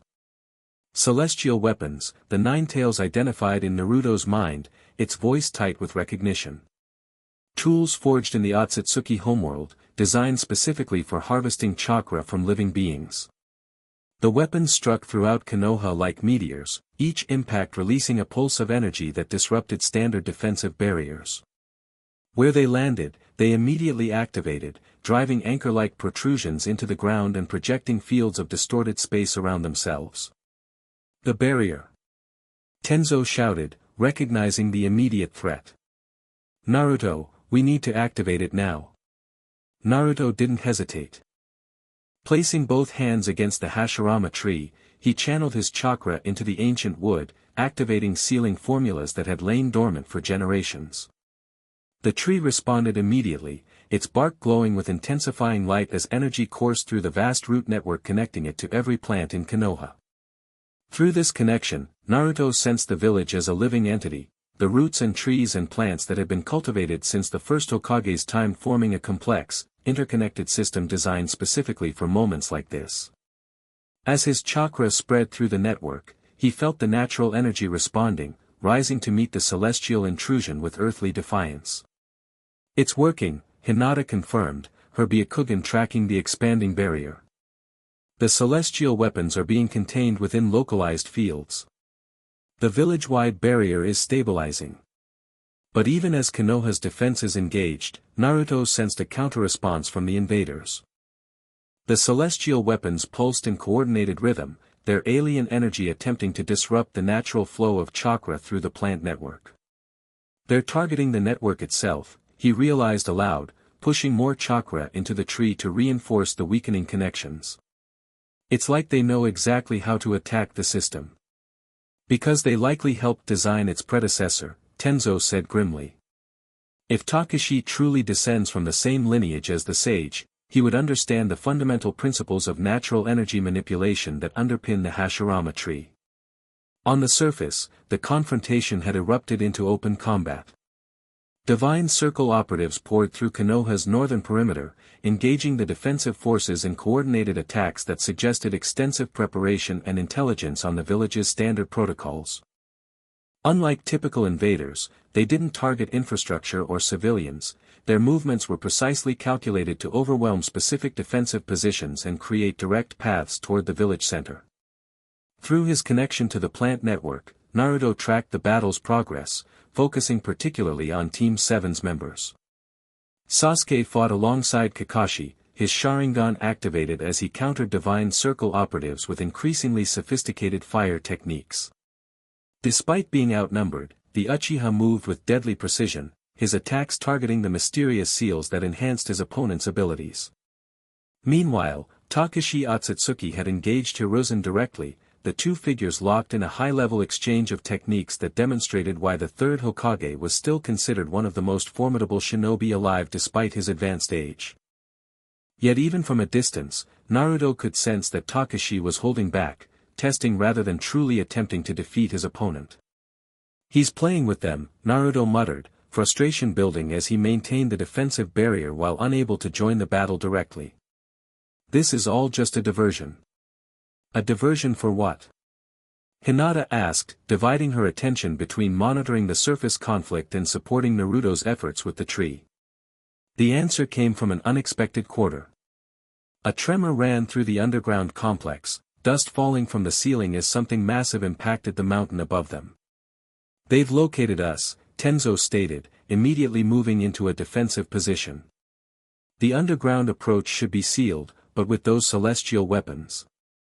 Before he could complete the thought, the chamber's far wall exploded inward, stone fragments spraying across the room as a group of Divine Circle operatives burst through. Unlike those engaged on the surface, these wore elaborate ceremonial robes inscribed with sealing formulas, their faces partially concealed behind ornate masks. "Protect the tree!" Tenzo shouted, immediately engaging the first wave of attackers with his own wood release techniques. Hinata moved fluidly into her gentle fist stance, positioning herself between the intruders and Naruto, who remained connected to the Hashirama tree. "I'll cover you," she promised, her Byakugan activated and focused on the approaching threat. Despite her relative inexperience, Hinata proved a formidable defender.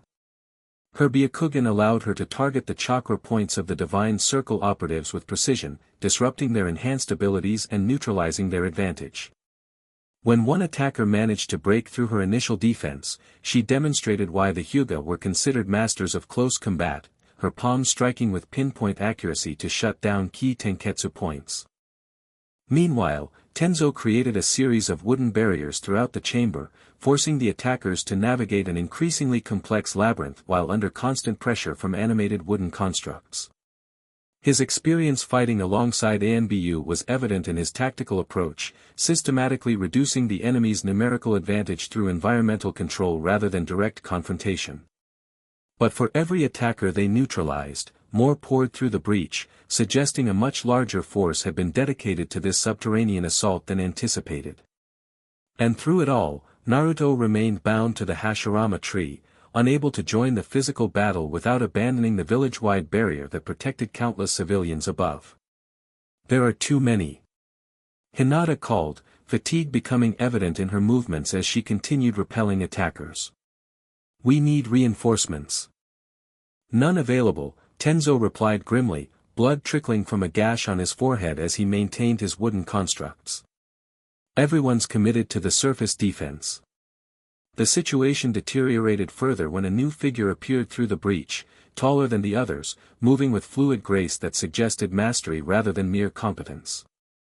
Unlike the masked operatives, this individual's face remained uncovered, revealing features startlingly similar to Takashi's, though younger and more feminine.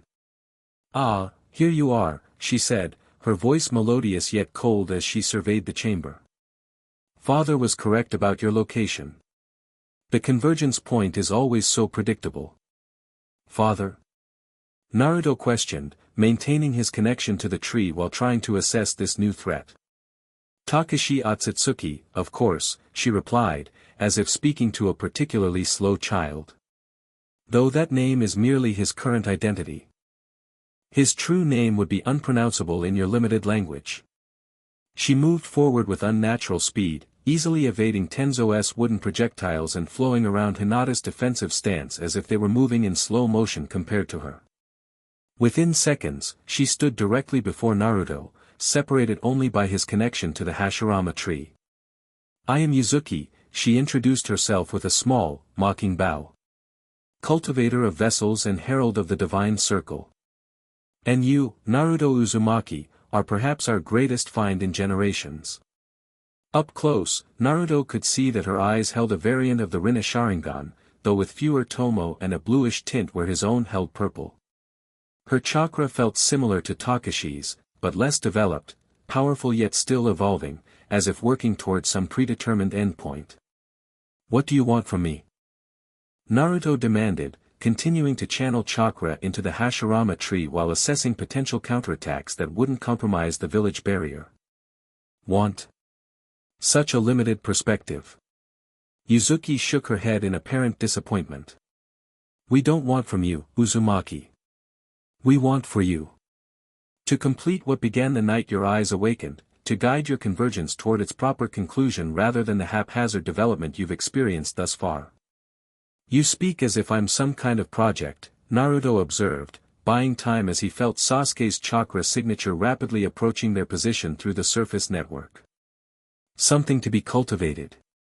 "All vessels require cultivation," she confirmed, untroubled by the characterization. "Your awakening was premature, triggered by exposure to Uchiha blood rather than properly prepared ritual elements. The fact that you've achieved this level of functionality despite such a chaotic genesis is testament to your potential." As she spoke, her hands moved in a complex series of seals, chakra gathering around her in swirling patterns that resembled the portal Takashi had opened above the village. But potential unrealized is merely wasted opportunity. Allow me to show you what proper cultivation can achieve. Before Naruto could respond, Yuzuki completed her sequence, and the space between them seemed to fold inward, creating a localized dimensional rift similar to the larger one above Konoha. Through this smaller portal, Naruto glimpsed what appeared to be an entirely different world, a landscape of floating islands and impossible architecture, bathed in the light of multiple suns. "The Otsutsuki homeworld," she explained, noting his stunned expression. "Or a fragment of it, preserved within dimensional space. This is your heritage, Naruto Uzumaki, the legacy denied to you by those who would keep you bound to this primitive realm." The vision was captivating, beautiful in its alien geometry, promising knowledge and power beyond anything available in the Five Nations. For a brief moment, Naruto felt an inexplicable pull toward it, as if some part of him recognized and longed for what he saw. "Don't," the Nine-Tails warned sharply. "It's a trap designed to resonate with the Otsutsuki chakra fragments within you. Resist it." The fox's intervention broke the momentary trance, allowing Naruto to recognize the subtle compulsion technique being woven into Yuzuki's presentation. "Nice try," he said, channeling more chakra into the Hashirama tree as a counter to her dimensional manipulation. "But I'm not interested in whatever ascension you're selling." Yuzuki's expression cooled. Disappointing, if not surprising given your limited understanding. Perhaps a more persuasive approach is required. With a flick of her wrist, she altered the dimensional window to show a different scene, Konoha under attack, but from a perspective that revealed the full scope of the Divine Circle's invasion. Celestial weapons had been placed at key points throughout the village, forming a massive ceiling array that mirrored the one Team 7 had disrupted at the ritual site. The barrier you're maintaining is merely delaying the inevitable, Yuzuki informed him. Even now, our celestial tools are adapting to your chakra signature, converting your defensive energy into the final components needed to complete the village-wide harvesting seal. Horror dawned as Naruto realized the implications. You're using my own chakra against the village. Elegant, isn't it? Yuzuki smiled without warmth. The more power you pour into Hashirama's network, the stronger our harvesting array becomes. Within minutes, it will reach critical mass, at which point every living being in Konoha will have their chakra extracted simultaneously, a sacrifice that will power our primary dimensional gate. Naruto, don't listen to her. Hinata called, still struggling against Divine Circle operatives though clearly reaching her limits. She's trying to make you abandon the barrier. The Hyuga girl is correct about my intentions, if not my honesty, Yuzuki acknowledged. Everything I've told you is truth. Maintain the barrier, and you doom your village. Abandon it, and our celestial weapons activate immediately. A perfect dilemma, wouldn't you agree? The calculated cruelty of the strategy left Naruto momentarily paralyzed with indecision. If Yuzuki was telling the truth, his efforts to protect Konoha were actually accelerating its doom. But without the barrier, the celestial weapons would have direct access to the civilian population. As he grappled with this impossible choice, a new presence made itself known, Sasuke, arriving through a side passage with explosive force, his Sharingan blazing as he launched directly into an attack against Yuzuki. Get away from him, the Uchiha demanded, his hands flashing through seals. Fire style, Phoenix Flower Jutsu. Multiple fireballs streaked toward Yuzuki, who responded with casual elegance, one hand redirecting the flames around her in spiraling patterns that dissipated their heat without extinguishing their form. Indra's vessel arrives right on cue, she noted with apparent amusement. Always the impetuous counterbalance to Azura's contemplative nature. Sasuke didn't waste breath responding to her taunt, transitioning immediately into close-quarters combat with a speed that surprised even Naruto. In the months since graduation, Sasuke's taijutsu had evolved dramatically, incorporating elements that seemed inspired by ancient fighting styles rather than standard Konoha forms. The blood remembers, Yuzuki commented, matching Sasuke's movements with practiced precision. Your body recalls techniques your mind has never learned, Indra's combat knowledge filtering through generations of dormant memory. Shut up and fight, Sasuke growled, his Sharingan tracking her movements with increasing accuracy as he adapted to her style. Their clash created momentary breathing room for Hinata and Tenzo, allowing them to regroup and establish a more cohesive defense around the Hashirama tree. But Naruto remained torn between maintaining the barrier and intervening in the increasingly dangerous battle. The decision was made for him when Yuzuki, apparently tiring of the exchange with Sasuke, suddenly shifted tactics. Moving faster than even the Sharingan could track, she appeared behind Hinata, a crystalline blade materializing in her hand as she prepared to strike. Hinata! Naruto shouted in warning, his protective instinct overriding tactical considerations. Without conscious thought, he channeled chakra directly from the Hashirama tree into the floor beneath Yuzuki, massive wooden spikes erupting upward to intercept her attack. The defensive response succeeded in protecting Hinata, but at the cost of disrupting Naruto's connection to the village-wide barrier. Exactly as Yuzuki had planned. Thank you for making the choice so predictable, she said, easily evading the wooden spikes while maintaining her position near Hinata. Your attachment to your teammates is a weakness we anticipated. Throughout Konoha, the celestial weapons pulsed with renewed energy, no longer constrained by the Hashirama network's interference. The harvesting array began to activate, lines of malevolent chakra connecting the weapons in a complex geometric pattern that encompassed the entire village. No. Naruto broke away from the tree completely, desperately trying to formulate a counter-strategy as he felt the massive sealing technique begin to draw on Konoha's collective chakra. Too late, Yuzuki informed him dispassionately. The process has begun. In approximately 3 minutes, every living being within the array will be reduced to their base chakra components, providing the energy needed to fully open the dimensional gate. There has to be a way to stop it, Sasuke insisted, moving to stand beside Naruto as they faced Yuzuki together. Every seal has a cancellation point. The celestial tools operate beyond conventional Fuinjutsu principles, Yuzuki replied. They don't merely manipulate chakra, they convert it between dimensional states. No counter-seal within your limited understanding could possibly interrupt the process now. As if to punctuate her statement, the ground trembled beneath them, the entire underground complex shuddering as the harvesting array intensified above. Through his sensory connection to Konoha's plant life, Naruto felt thousands of chakra signatures throughout the village beginning to flicker and destabilize as the celestial weapons drew on their life force.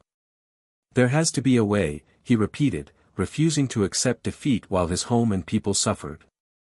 Deep within him, he felt the Nine Tails stirring with unusual purposefulness, its massive chakra reserves pulsing against the seal in a pattern that didn't feel like an escape attempt but rather, communication. There is a way, the fox confirmed, its voice unusually clear in Naruto's mind. But it requires something you may not be willing to give. Whatever it takes, Naruto replied internally, determination hardening his resolve. Tell me. The celestial tools operate on principles established by the Otsutsuki, principles designed specifically to harvest and channel chakra of beings like myself. But that connection works both ways. With the right approach, they can be overloaded and destroyed. How? By feeding them more than they can process. My chakra, channeled through your eyes and would release simultaneously, directed into the heart of their array. The feedback should disrupt the dimensional harmonics they're establishing. But that would mean, opening the seal, yes. Not breaking it entirely, but loosening its constraints enough to allow direct chakra transfer between us. It's risky, you could lose control, or worse. The proposal was dangerous in the extreme. Everything Naruto had been taught emphasized the importance of maintaining strict control over the Nine-Tails seal, of never allowing the fox access beyond its cage. To deliberately weaken those constraints, even temporarily, violated the most fundamental rules of Jinchuriki containment. And yet, with thousands of lives hanging in the balance, including those of his teammates standing beside him, what choice did he have? If I do this, Naruto asked, weighing the proposal carefully, what's to stop you from taking control completely once the seal is weakened? The fox's response held an unexpected note of what might have been respect.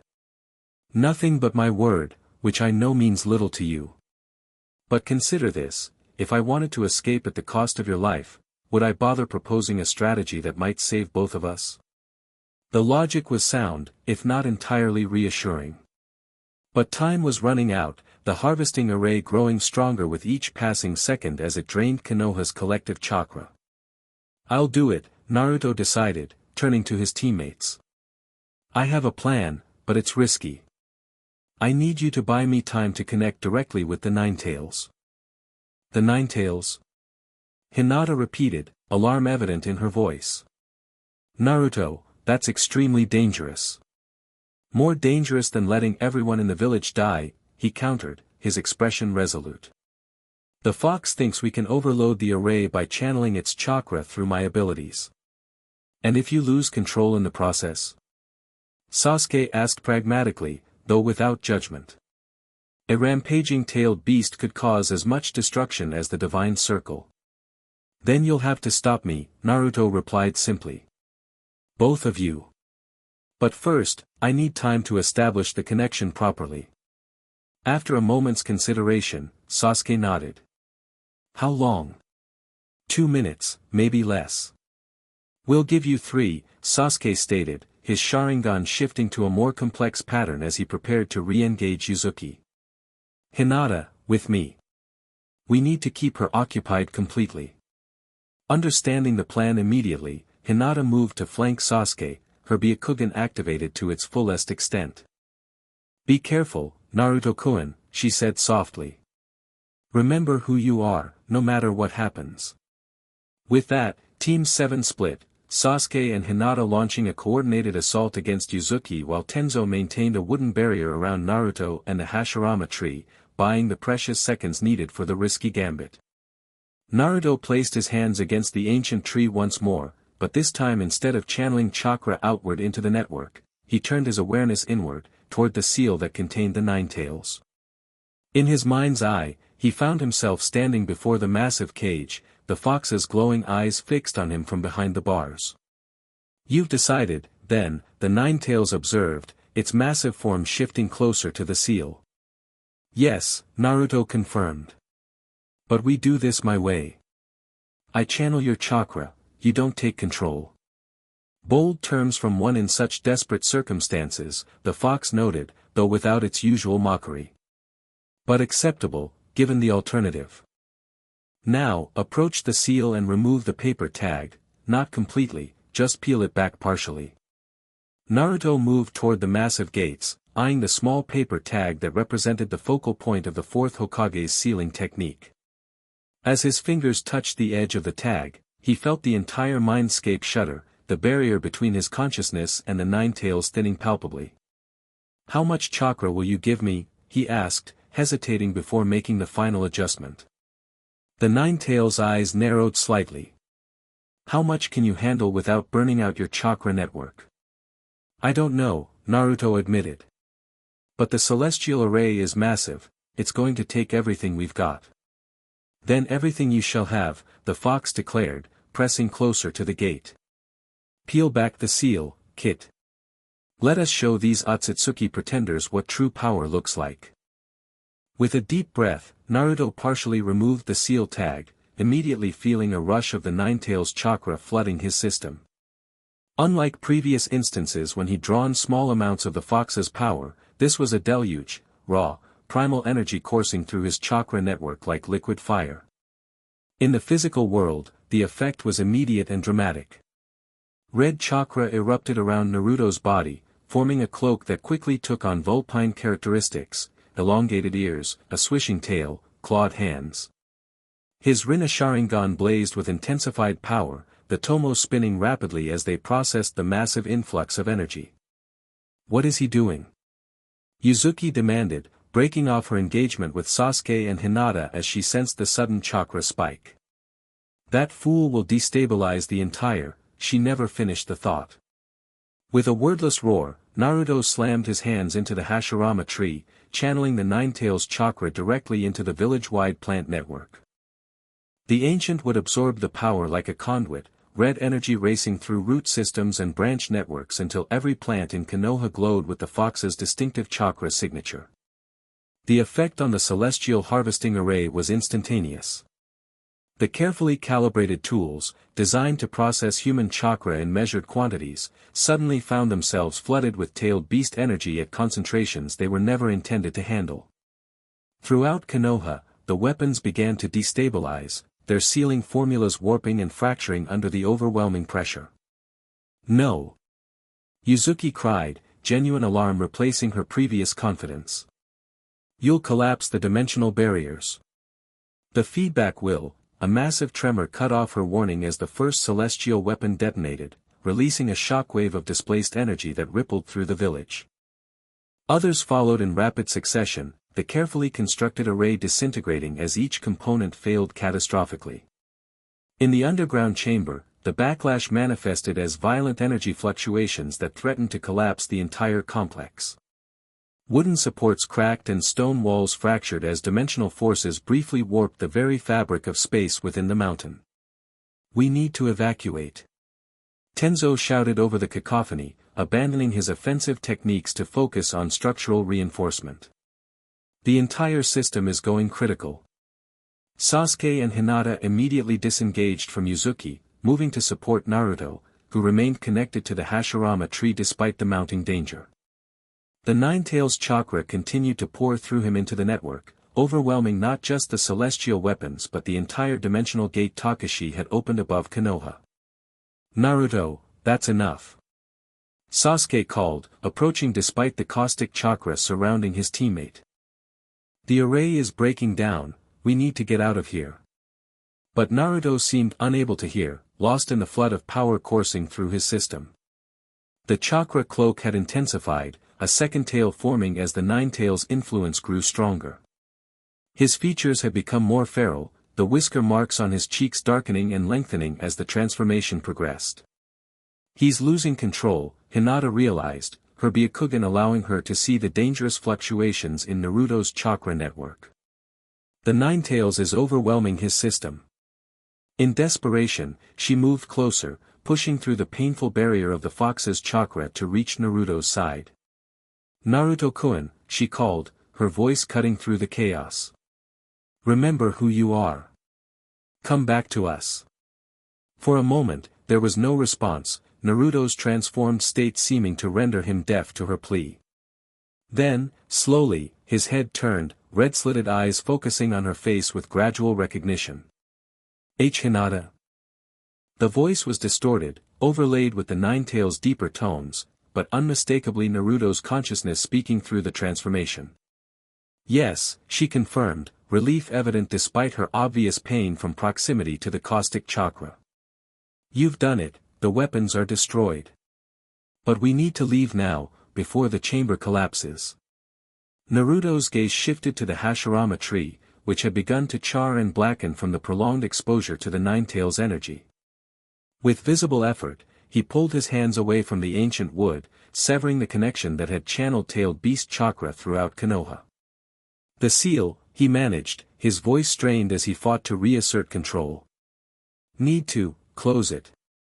Understanding immediately, Sasuke activated his Sharingan fully, focusing on Naruto's transformed state. Look at me, he commanded, his tomo spinning in a hypnotic pattern. Focus on my eyes.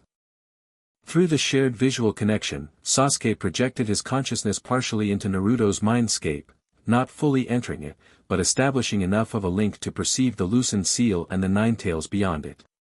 With precision born of his Uchiha heritage, he directed a pulse of chakra toward the seal, helping Naruto push the tag back into its proper position. The effect was immediate. The chakra cloak receded, the vulpine features dissipating as the Nine Tails' influence was contained once more. Naruto collapsed to his knees, exhausted but fully himself again, his eyes returning to their normal Rinne-Sharingan pattern. Thanks, he gasped, looking up at Sasuke with genuine gratitude. That was closer than I planned.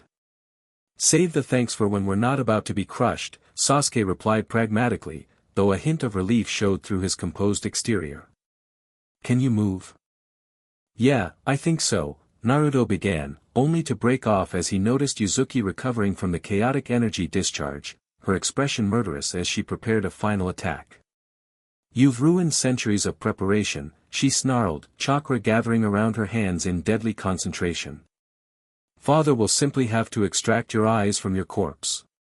Before she could launch her technique, a new presence materialized between her and Team 7, Kakashi himself, appearing through a small dimensional rift with an expression of cold fury directed not at the Konoha shinobi, but at his daughter. Enough, Uzuki, he commanded, his voice leaving no room for defiance. The operation is compromised.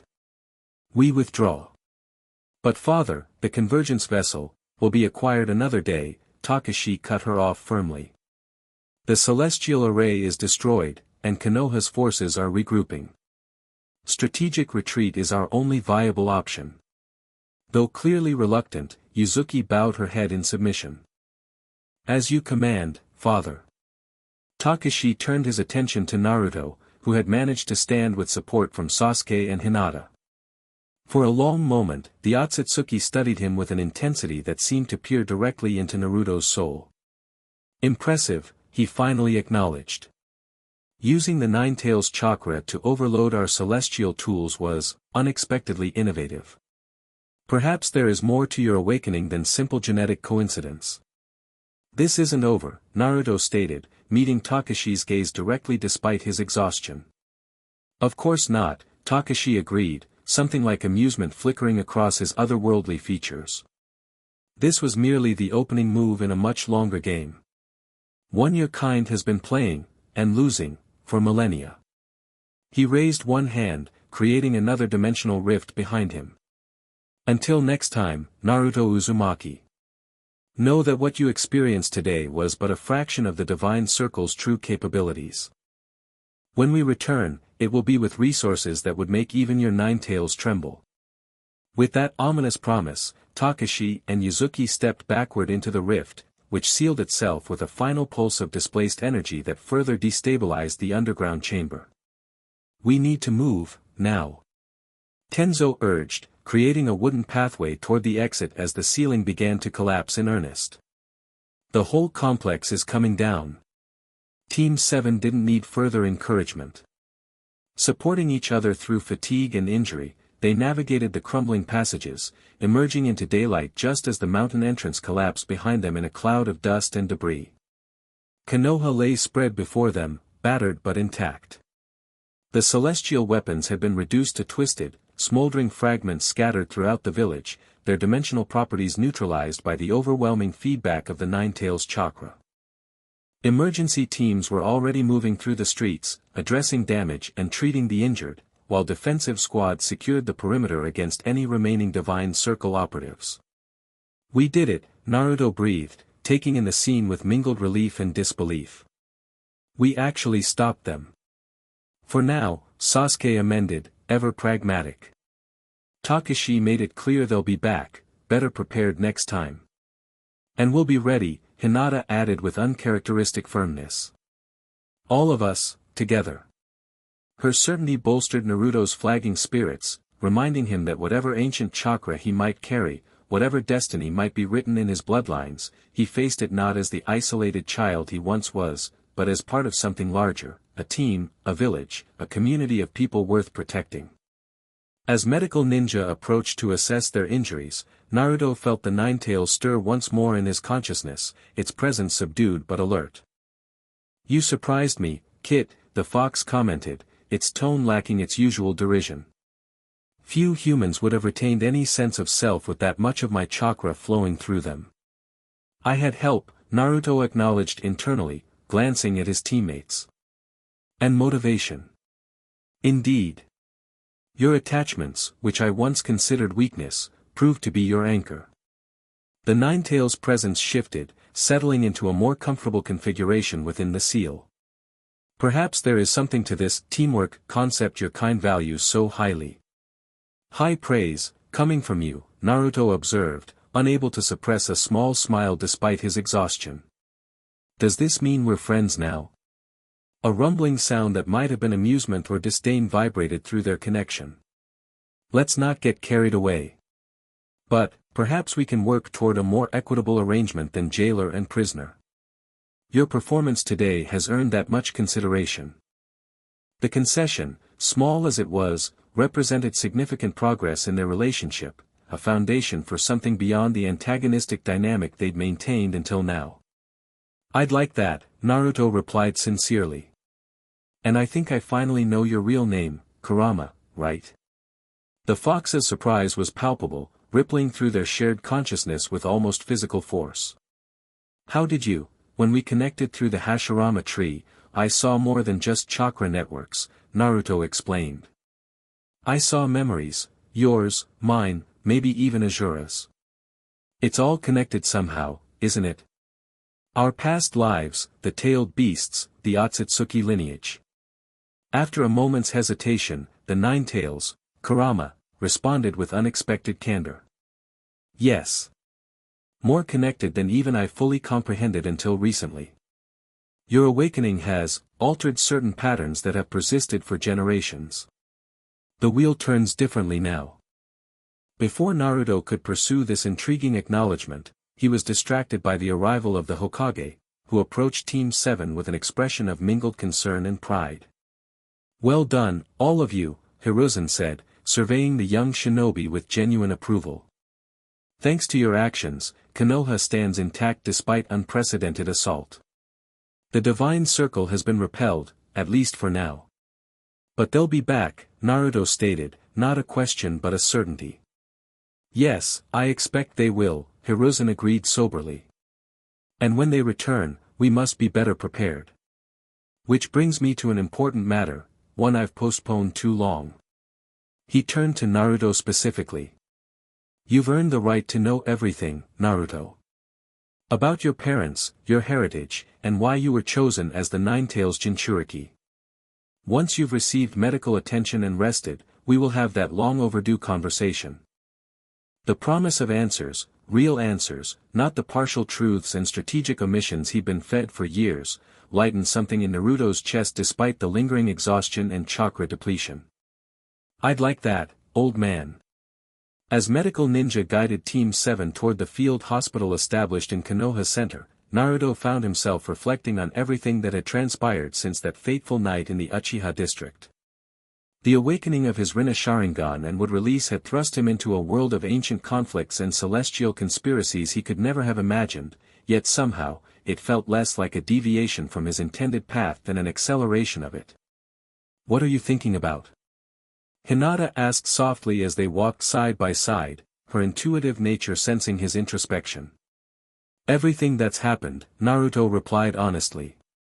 6 months ago, I was just an academy student trying to get people to notice me. Now I'm apparently carrying ancient chakra, communicating with the Nine-Tails, and fighting off interdimensional invaders. It's been an unusual genin experience, Hinata agreed with gentle humor. But you've handled it with more grace than most would manage. Her quiet confidence in him, stated so matter-of-factly, warmed something in Naruto's chest. Thanks, Hinata. I couldn't have done it without you, both of you, he amended, including Sasuke in his glance. The Uchiha acknowledged the sentiment with a slight nod, though his attention seemed focused elsewhere, specifically, on the distant horizon where the last traces of Takashi's dimensional rift were still visible as faint distortions in the air. We should consider what Takashi said about the longer game, Sasuke noted, ever strategic in his thinking. If the Divine Circle has been operating for generations, they'll have contingencies in place for today's failure. And allies we don't know about yet, Naruto added, recalling Orochimaru's connection to the group's earlier activities. I doubt Orochimaru is their only collaborator in the 5 nations. We'll identify them, Sasuke stated with quiet determination. All of them. Whatever ancient conflict the Otsutsuki brought to our world, we'll end it in our generation. The declaration carried weight beyond its words, a commitment not just to defend against the Divine Circle's next attack, but to actively pursue a resolution to the cycle of conflict that had apparently persisted since the sage's time. It was ambition on a scale that would have seemed absurd months ago, yet now felt like an inevitable extension of their shared path. Together, Naruto affirmed, extending his fist toward Sasuke as he had during their night watch. This time, Sasuke's response came without hesitation, his fist meeting Naruto's in silent agreement. After a moment, Hinata added her own, completing the triangle of commitment between the members of Team 7. As they continued toward the field hospital, Naruto gazed up at the Hokage monument, the stone faces watching over Konoha as they had for generations. Whatever destiny had been set in motion by his awakening, whatever ancient patterns he might be breaking or fulfilling, one truth remained constant, the will of fire that connected him to this village and these people transcended bloodlines and prophecies. He was Naruto Uzumaki, Jinchuriki of the Nine-Tails, carrier of the Rinne-Sharingan and Wood Release, and perhaps vessel of Asura's reincarnated chakra. But more importantly, he was a shinobi of Konoha, member of Team 7, and friend to Sasuke and Hinata. Those connections, chosen rather than inherited, would be his guide through whatever challenges the Divine Circle and their Otsutsuki master presented in the days to come. The wheel turned. The saga continued. But for the first time since that night in the Uchiha district, Naruto felt truly confident that whatever path lay ahead, he wouldn't walk it alone. In a dimension far removed from the 5 great nations, Takashi Otsutsuki stood before a massive crystal structure, its faceted surface reflecting distorted images of countless worlds. The chamber around him hummed with energy drawn from civilizations that had fallen millennia ago, preserved in crystallized form for the sustenance of his kind. The vessel resisted more effectively than anticipated, Yuzuki observed, kneeling several paces behind her father. His control over the Nine Tails exceeds our projections. Indeed, Kakashi acknowledged, his tone revealing neither disappointment nor concern. The convergence proceeds along an unexpected path, but proceeds nonetheless. The celestial tools were destroyed, another figure noted, a tall, pale man with features similar to Takashi's but harsher, more angular. Centuries of preparation, lost in a single engagement. Tools can be replaced, Hiroshi, Kakashi replied dismissively. The knowledge gained is worth far more than the implements sacrificed. We now understand the full extent of Naruto Uzumaki's connection to both Asura's chakra and the Nine Tails. Such information will prove invaluable in refining our approach. He turned from the crystal, facing his assembled followers, the true inner circle of the organization that had operated under many names throughout human history, always working toward the same goal, the restoration of Otsutsuki dominion over the lower realms. The time of harvest approaches, Kakashi continued, his Rinne-Sharingan glowing with intensified purpose. Though today's attempt failed, it has accelerated the very awakening we seek. The vessel's eyes evolve with each challenge, each emotional catalyst. Soon, they will reach the pattern necessary for the final ritual. And the Uchiha? Hiroshi questioned. Indra's vessel has formed an unexpected alliance with Asura's. Their combined power proved problematic today. A cold smile curved Takashi's lips. An alliance built on incomplete understanding. When they learn the full truth of their shared history, and the inevitable conclusion it demands, such cooperation will fracture under its own weight. He gestured toward another crystal, this one showing Konoha as it recovered from the day's attack. Within its faceted surface, Naruto and Sasuke were visible, their chakra signatures glowing with distinct patterns that echoed ancient predecessors. Let them grow stronger together for now, Kakashi instructed. Let them believe they have thwarted our primary objective. In truth, they advance it with every step they take, every power they develop, every bond they form. He approached the crystal, placing one pale hand against its cool surface. The divine eye awakens in stages, each more glorious than the last. Today was merely the latest catalyst in a process set in motion generations ago. Around him, the divine circle members bowed in unified acknowledgement of his wisdom and foresight. Only Yuzuki remained partially upright, her gaze fixed on her father with an intensity that suggested questions still lingered behind her obedience. And the other players, she asked carefully. The ones who move in shadow, pursuing their own goals alongside ours. Akatsuki, Kakashi identified the organization without hesitation. Their leader believes himself to be walking a path of his own design, unaware that his every step was laid out before his birth. His collection of the tailed beasts serves our purpose as surely as if he were a sworn member of our circle. And Orochimaru? Hiroshi added. His betrayal today, abandoning the operation rather than providing the promised support, cannot go unanswered. Kakashi waved a dismissive hand. Orochimaru's ambitions are small, limited by his human perspective despite his considerable intelligence. He seeks immortality without understanding its true cost or nature. When the time comes, he will serve his purpose, willing or not.